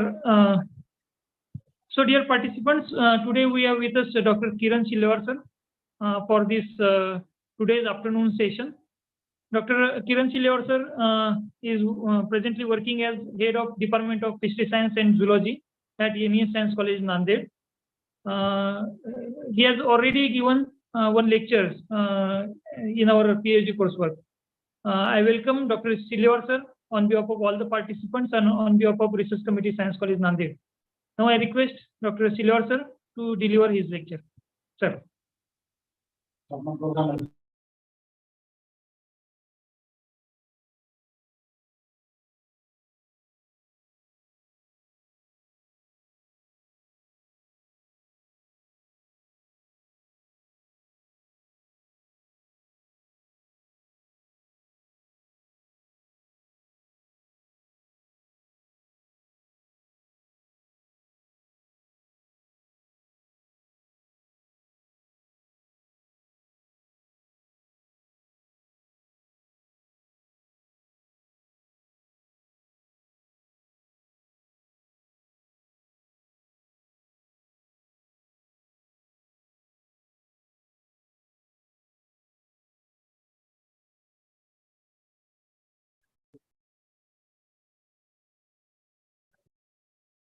Hello.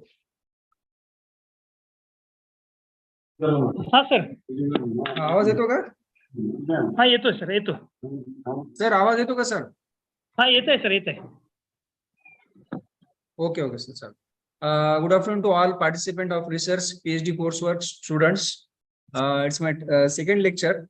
Today we will start about the drafting research proposal.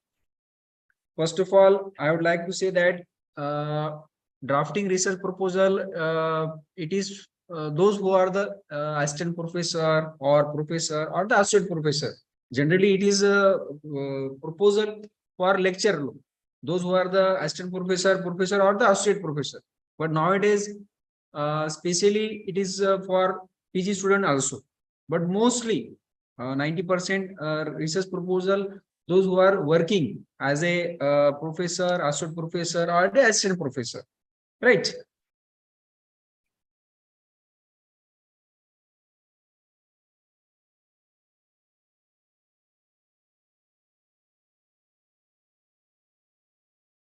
The research proposal have some funding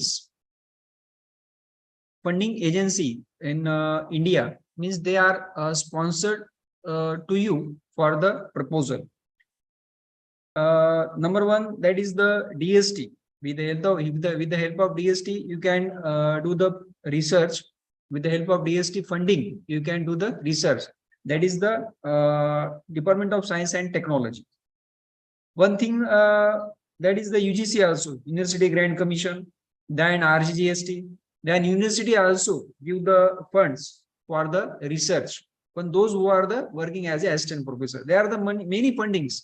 They can help for the research proposal, also for the research. Time bound, major research and minor MRP. That is the minor also and the major also. Minor you can complete within the 2 years and major you can complete within the 3 to 4 years, depending upon the criteria of that funding agency. Already I told that is the RGST, DST, University, UGC. One thing that is the Ministry of Electronics and Information, that also in the Department of Biotechnology, Ministry of Earth Science, all are the funding agency which can help for your research things. Right. Then important thing is that what is meant by the research, or how can we define the research proposal? Research proposal is a document written by researcher that provide a detailed description of a program, means proposed program. It is a like of outline of entire research process that gives a reader a summary of the information discussed in the project. That is the research outline. Next one, that is the about the synopsis. Though you know very well about the synopsis. After your completion of coursework, you can submit in the RRC, that is the synopsis. Same pattern, उसी तरह से त्याच प्रकारे आपल्याला research synopsis एक submit करावं लागते before the proposal to the university और the DST or other funding agency. Research synopsis, you can write the research synopsis 4 to 5 pages. Means summary of your topic, related to your topic. म्हणजे तुम्ही काय करणार आहात. You can give the point in the research proposal by the way of synopsis. Then important thing is that where will be the study carried out, what type of study, what type of data, which technique we can use. You can give in the synopsis also, but shortly or short paragraph. Because the question is that the different types of receive different type of essays depending on the nature of proposal, proposal project, and the agency also. Because the different type of funding agency have the rule and regulation, they have the rule and regulation. University have the rule and regulation depending upon the agency also. Being submitted. Then one thing is that the guidelines of the proposal or the guidelines of the project also given by the agency also. The one thing is that I would like to say that the need for write the research proposal. How can we write which type of need we require? The research proposal is a summary of a plan you can complete within the time or carry out within the time duration. Because already I told that the minor project within the 2 year and major project within the 3 to 4 years. This is the some criteria of submission of proposal.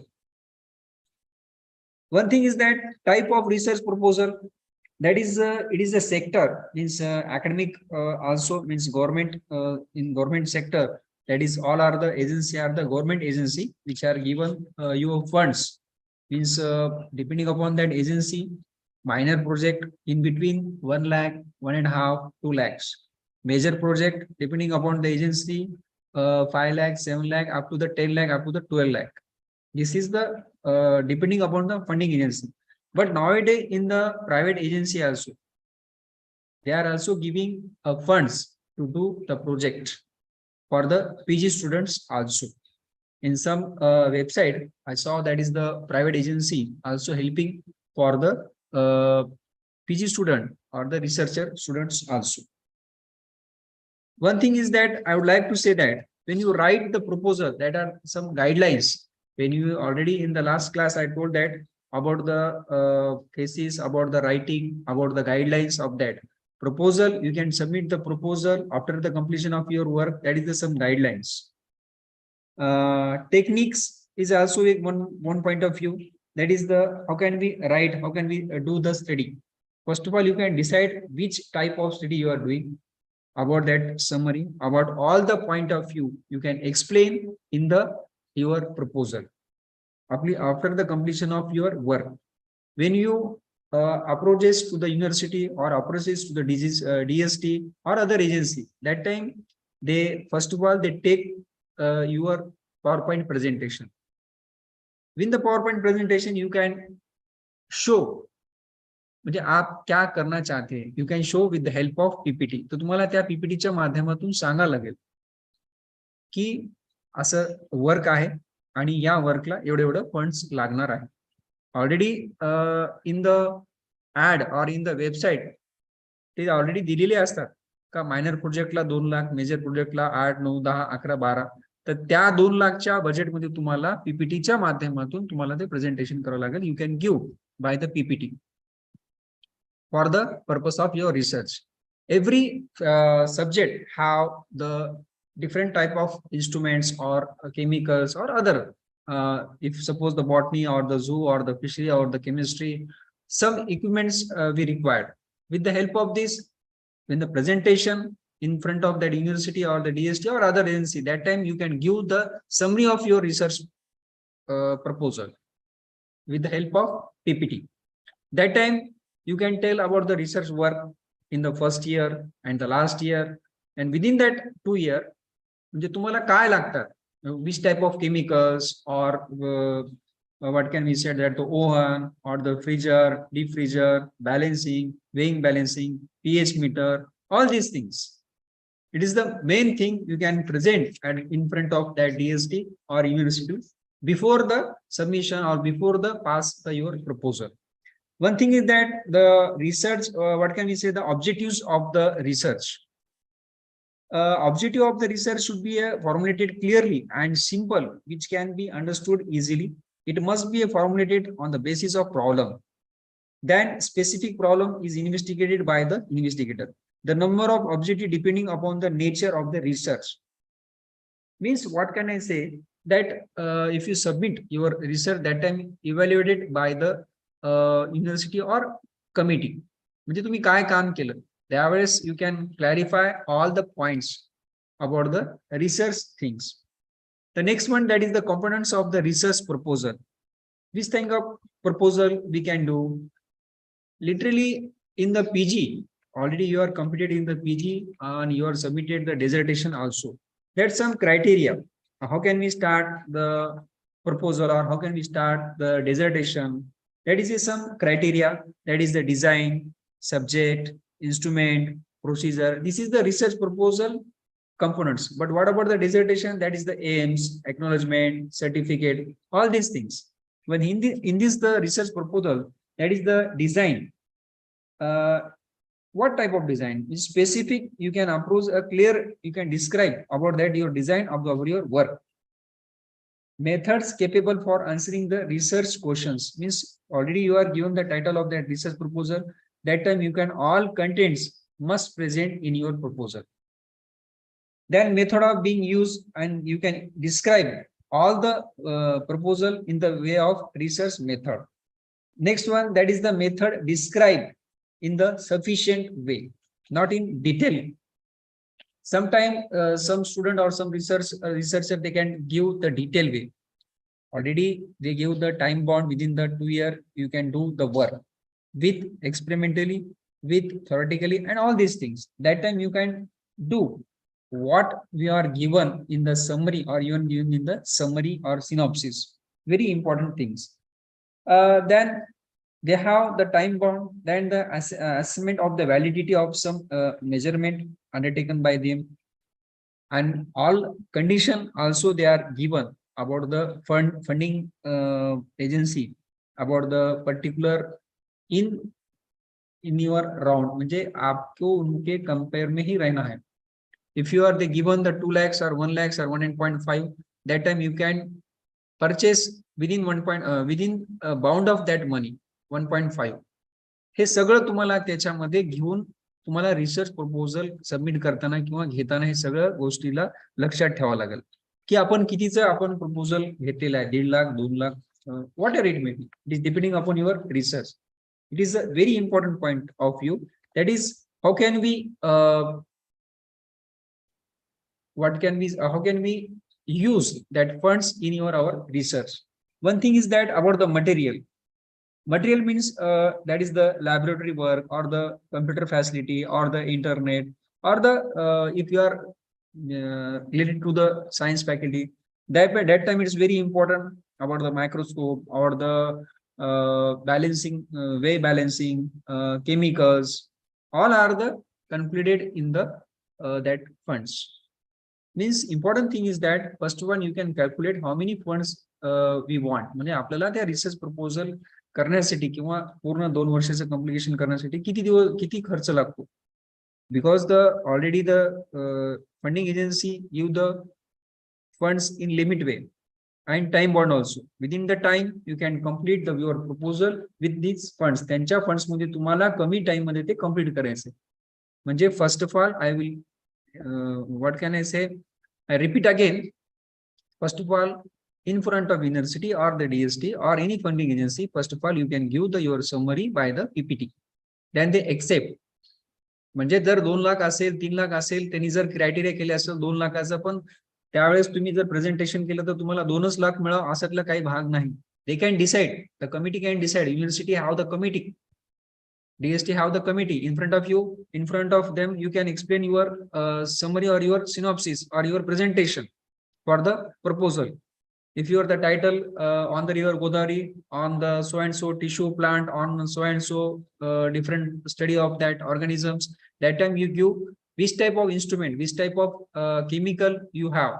त्याचा तुम्हाला clarification द्यावं लागते की हे chemical, हे instrument, हे use करण्यासाठी माझ्या रिसर्चला लागणारे इन्स्ट्रुमेंटचा खर्च एवढा आहे. तर that time you can give detail in your summary or in your PPT. That time they can sanction the bill or the what can be the funds given by the DST or the university.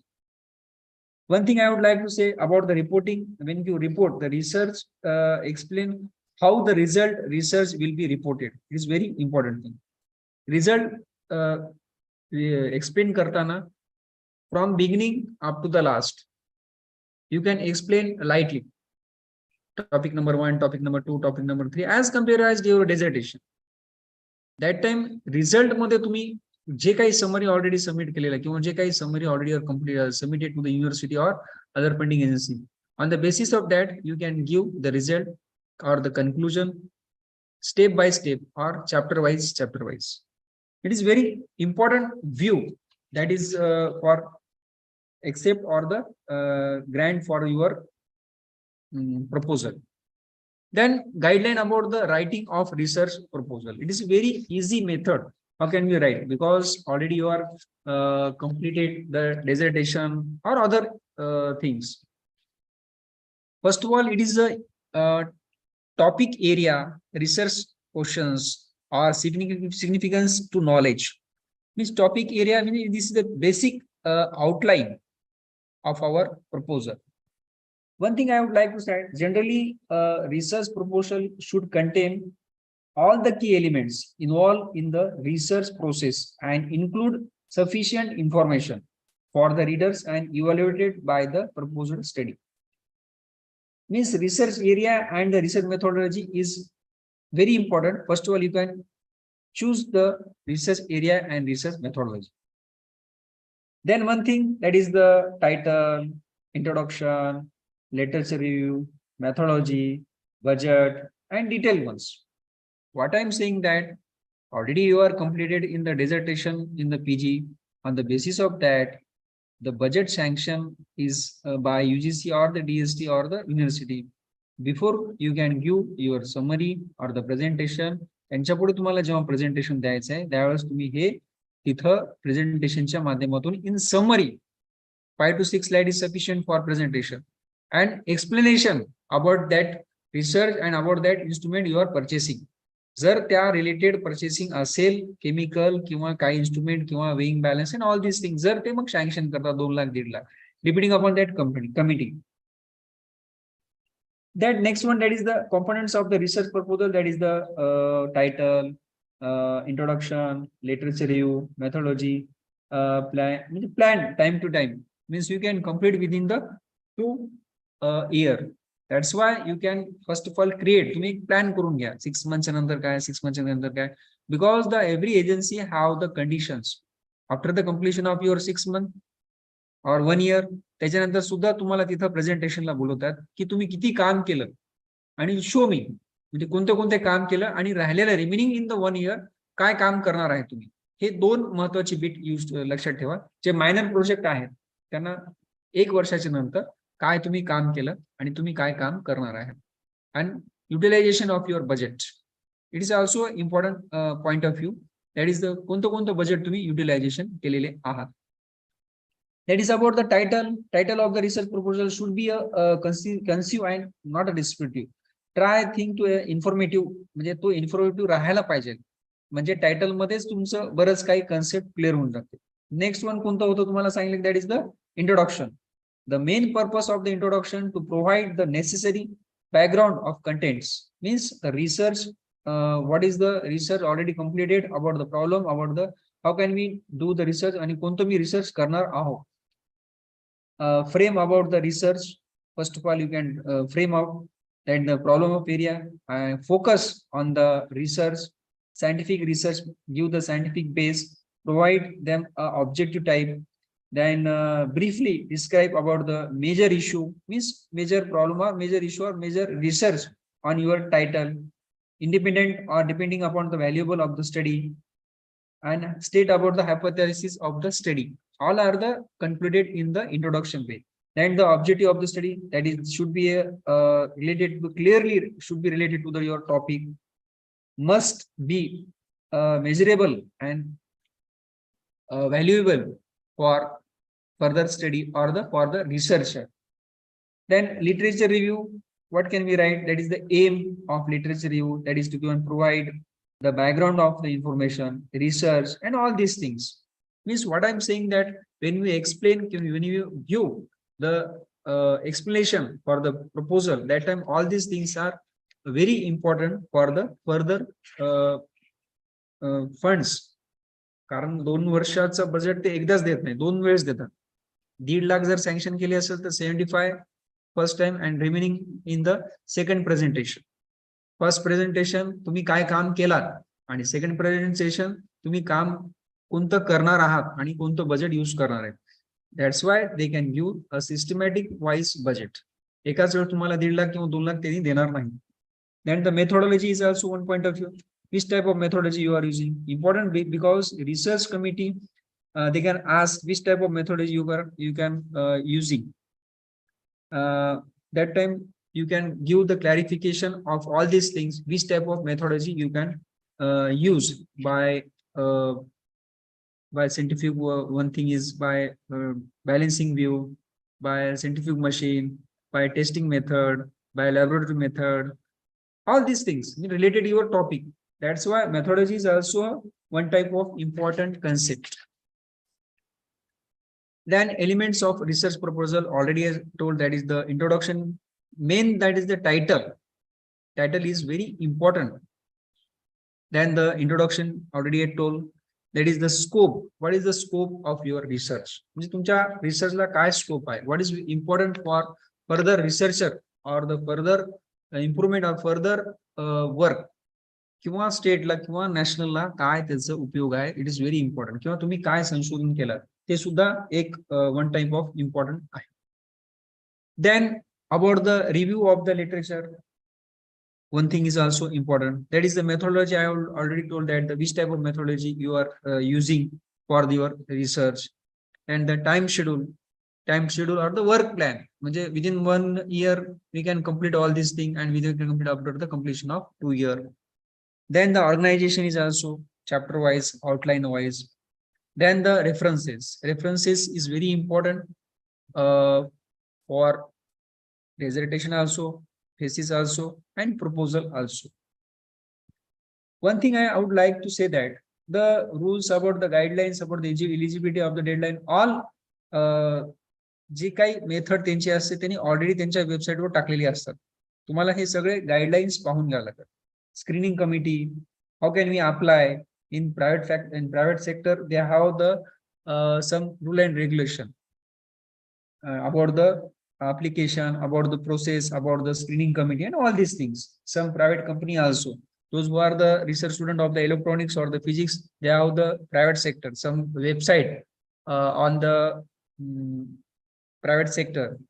With the help of your PG or with the help of your research, as a research student, you can do the research proposal also, but procedure is the same. पण त्यांना पाहिजे होते की input output काय आहे त्याच्यामधून. जर तुम्ही सायन्स फॅकल्टीचे असेल, DST ला जर तुम्ही अप्लाय केले असेल, युनिव्हर्सिटीला केले असेल, तर the procedure is that title, introduction, statement, methodology, all this things. This is the one type of element of research proposal, that submission, at the time of submission all contents, हे सगळे तुमचे points त्याच्यामध्ये येणं अत्यंत आवश्यक आहे. But one thing I would like to say, that mostly it is a proposal submission or the proposal those who are the lecturer. जर तुम्हाला त्याच्यामध्ये इन्व्हॉल्व व्हायचं असेल तर तुम्ही को म्हणून त्यांच्या अंडर मध्ये काम करू शकता. If you are studying in if you are completed the MSc, you can work as a co-invigilator or the supporter or whatever it may be. पण तुम्हाला मेन असं सबमिशन करता येणार नाही. जो those who are the assistant professor, they can submit the proposal.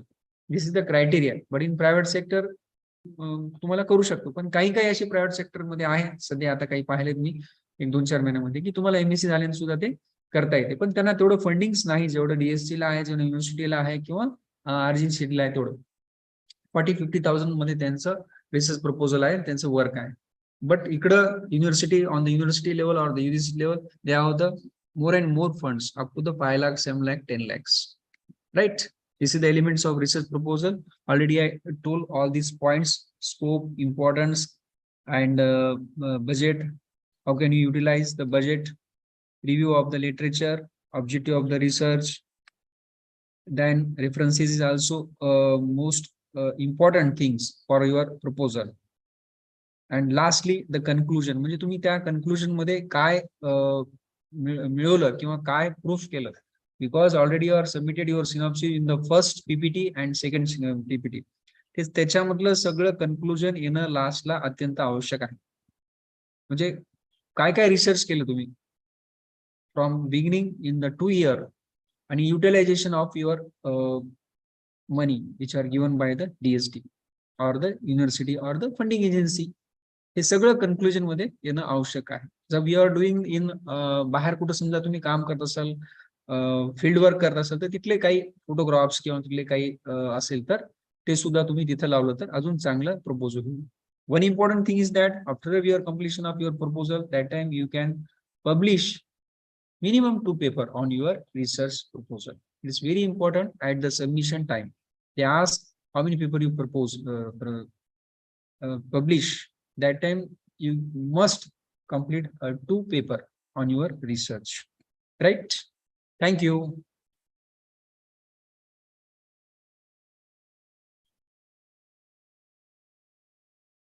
Any questions? Hello.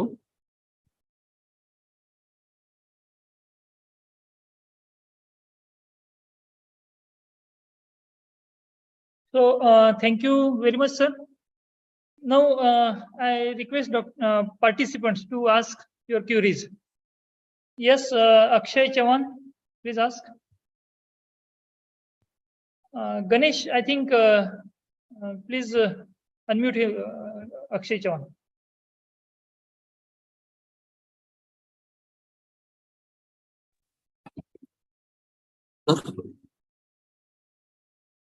Hello, am I audible, sir? Yes, you are audible. So my question is to Silewat, sir. Yes, yes. Sir, मला एक information तुमच्याकडून अशी पाहिजे होती की minimum eligibility काय असली पाहिजे UGC कडून किंवा DST कडून जेव्हा फंडिंग मिळवायची रिसर्च साठी, तर what should be the minimum eligibility of that lecturer? कारण मी त्यांच्या गाईडलाईन्स मध्ये असं वाचलंय की त्यांनी सांगितलं की बाबा जो कोणी न्यूली अपॉइंटेड लेक्चरर्स आहेत त्यांनी त्यांचं PhD कम्प्लीट केलेलं असलं पाहिजे. बट इन केस जर त्यांनी PhD कम्प्लीट केलेलं नाही, त्याच्यासाठी काही ऑप्शन आहेत का? सर बहुतेक तुमचा आवाज इंटरप्ट होत आहे, त्यामुळे प्रश्न समजला नाहीये, म्हणजे एक्झॅक्ट काय आवाज इंटरप्ट होत आहे. आता येतोय का सर आवाज? हा, येतो. हा सर, मला हे विचारायचंय की UGC आणि DSTच्या गाईडलाईन्स मध्ये त्यांनी असं सांगितलंय की जर नवीन अपॉइंटेड लेक्चरर्सला जर काही रिसर्च प्रोजेक्ट एखादा फंडिंग पाहिजे असेल तर त्याच्यासाठी त्यांनी PhD कम्प्लीट केलेली असणं आवश्यक आहे. आणि ज्यावेळेस ते रिसर्च प्रोजेक्टसाठी फंडिंगसाठी अप्लाय करतात त्यावेळेस त्यांनी त्यांच्या सर्व्हिसचे ऍटलिस्ट 2 वर्ष पूर्ण केलेले असले पाहिजे. Hello Shilewar sir. Hello Shilewar sir. Shilewar sir, I think अच्छा. बहुतेक असं तर माझ्या माहितीनुसार नाहीये अशी कंडिशन, कारण UGC ग्रँट देतात. नाही सर, ग्रँट UGC ग्रँट त्यांच्या गाईडलाईन मी वाचली सर काही वेळाखाली. त्यांच्या गाईडलाईन्स मध्ये असं क्लिअरली मेन्शन केले की जो काही नवीन न्यूली अपॉइंटेड टीचर्स आहेत सर त्यांचं ऍटलिस्ट PhD कम्प्लीट असलं पाहिजे. नाही सर, ऍक्च्युली तुम्ही जे म्हणत आहेत ते वेगवेगळ्या याच्यासाठी असेल, काही स्पेसिफिक ग्रँट्स वगैरे असतील, पण UGCचे जे प्रोजेक्ट्स असतात किंवा DSTचे जे प्रोजेक्ट्स येतात त्यामध्ये वेगवेगळ्या ऍडव्हर्टाईज येतात. सरबची असेल किंवा आणखी वेगळी असेल, तर त्याच्यानुसार त्या क्रायटेरिया चेंज होत जातात. अच्छा. इन जनरल म्हणजे असं काही नाही, म्हणजे जनरल कनेक्ट मी ओके बहुतेक किरण सर कनेक्ट होत नाहीयेत. गणेश, ऍक्च्युली गणेश. हा sir. Doctor Kiran sir to connect. बहुतेक सर त्याच्यामुळं प्रॉब्लेम तसं असेल काहीतरी. तुम्ही जे गाईडलाईन्स वाचल्या त्या वेगवेगळ्या फंडिंग एजन्सीच्या वेगवेगळ्या स्कीम्स असतात. त्या एखाद्या स्पेसिफिक स्कीमची ती गाईडलाईन असेल. पण अच्छा. कारण असं काहीच नाही आहे. फक्त प्री रिक्विजिट कंडिशन कशासाठी आहे, तुमचं प्रमोशन होण्यासाठी. ते पण असोसिएट जर व्हायचं असेल तर तुम्हाला कंपल्सरी पीएचडी पाहिजे. नाहीतर देर आर लॉट ऑफ, आता आम्हीच आमचे जे युजीसीचे जे प्रोजेक्ट आमचे जे झालेत पहिले, आम्ही कुठे पीएचडी माझा आवाज येतो का? हॅलो. हा येतोय सर, हा. येतो. सर तुम्ही जे काही क्वेश्चन विचारलं ना चव्हाण, तर हा, सर. त्याच्यामध्ये तशी कंडिशन तर नाही, काहीच कंडिशन नाही. जे सेट नेट आहे ते सुद्धा इलिजिबल आहेत, तो काही प्रॉब्लेम नाहीये. पण एक असं काही जे गव्हर्नमेंटचे काही मोठे मोठे जे आहे जीएसटी किंवा अजून मोठे पीएचडी असणं थोडंफार वेटेज आहे, नाही असं विषय नाहीये. Net SET also eligible. तुमचा क्वेश्चन होतं की इलिजिबल आहे की नाही. Net SET also eligible, PhD is also eligible. पण पीएचडी थोडं जास्त त्याला मार्क्स म्हणा किंवा जास्त थोडा त्याला फेअर असतात. तर त्याच्यामुळे असं कुठलीच काही कंडिशन नाहीये की बाबा तुम्ही नेट सेट असेल किंवा पीएचडी कंपल्सरी पाहिजे, असं काहीच नाही. आता आपल्या महाविद्यालयामध्ये म्हणजे सायन्स कॉलेजमध्ये सुद्धा ज्यांचं सेट नेट होतं त्यांनी सुद्धा मायनरला अप्लाय केलं आणि त्यांना मायनर मिळालेलं आहे. आणि कंडिशन म्हणजे 2 वर्षाची, 2 वर्षाच्या ऐवजी 1 वर्ष कंपल्सरी तुम्हाला राहावं लागेल. तुमचा तो काळ असतो, प्रोव्हिजन पिरियड असते, तो कम्प्लीट पाहिजे. Probation, right. 1 वर्षाचं. आणि त्याला पीएचडी असं काही कंपल्शन नाही, पण पीएचडी मला थोडं वेटेज असते. समजा त्यांच्याकडे समजा काही 5-1 लाख असेल तर अर्ज समजा 20च्या वर आले किंवा 25 to 30 ऍप्लिकेशन आले तर first preference give the PhD as per my knowledge. अच्छा. You are asking about the eligible NET SET also eligible and PhD candidate सुद्धा also eligible for the research proposal. Okay. Thank you so much sir. Next question. आणखी काय असेल सांगा. कारण हा topic खूप महत्वाचा आहे आणि तुम्हाला एक प्रपोजल बनवायचा आहे. सर तुमचा first slide, Ganesh please, first slide of sir. सरचे प्रेझेंटेशनची फर्स्ट स्लाइड आहे. सरांकडेच आहे सर ते. सरांकडेच आहे का? ओके सर, फर्स्ट स्लाइड तुम्ही एकदा बॅक जाऊन फर्स्ट स्लाइड वर आणा. कारण हे जे आहे यांना एक हे केलेलं आहे, आपण रिसर्च प्रपोजल एक राईट करायचं आहे, ड्राफ्टिंग रिसर्च प्रपोजल. हा, तर त्याच्यासाठी हे खूप महत्वाचं आहे आणि it is compulsory to submit 1 research project proposal of your interest.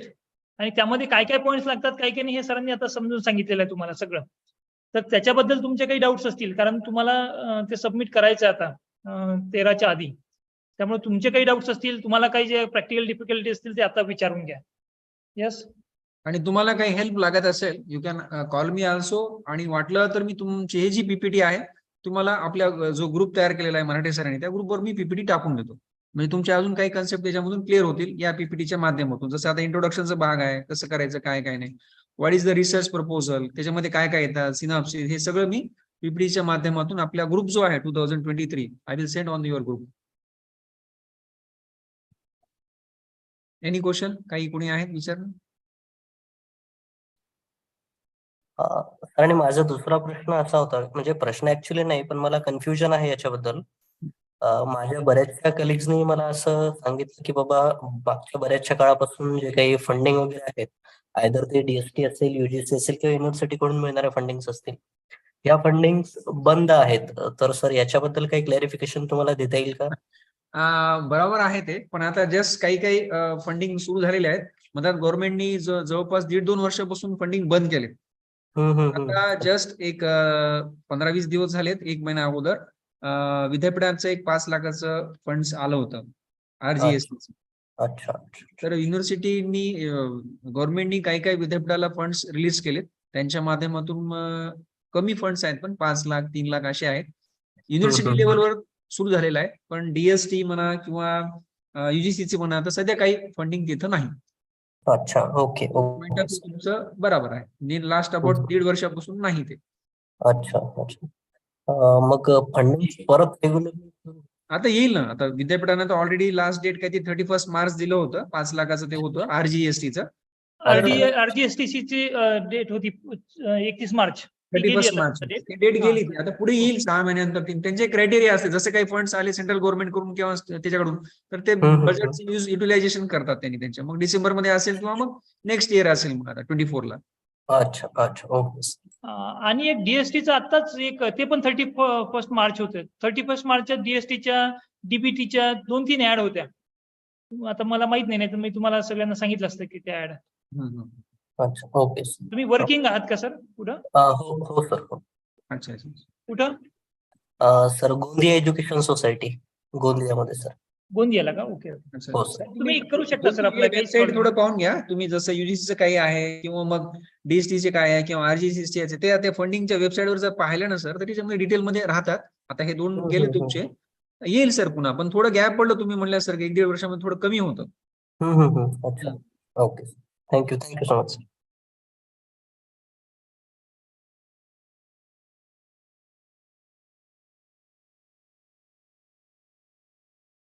Hello.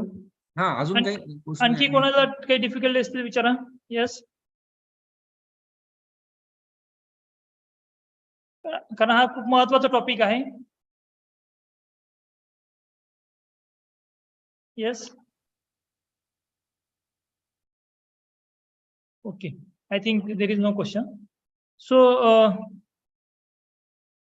I must express my gratitude towards Dr. Kiran Silewar sir, who has also joint coordinator of this PhD coursework, for sharing his valuable time and sparing his knowledge with our research students, and on a very important topic of research proposal, because these students has to submit their synopsis, pre-synopsis, final synopsis, and also this topic is also very much important for the writing of thesis. So I must express on behalf of all the participants and on behalf of Research Committee Science College Nanded, I am very much grateful to Dr. Kiran Silewar sir for giving very nice and explanatory lecture. Thank you very much, sir. Thank you, sir. Okay. So, dear participants, I think we will stop here. We will meet at tomorrow morning, 11 AM, right? Okay. Sir बंद करू. Yes, Ganesh, please end the meeting.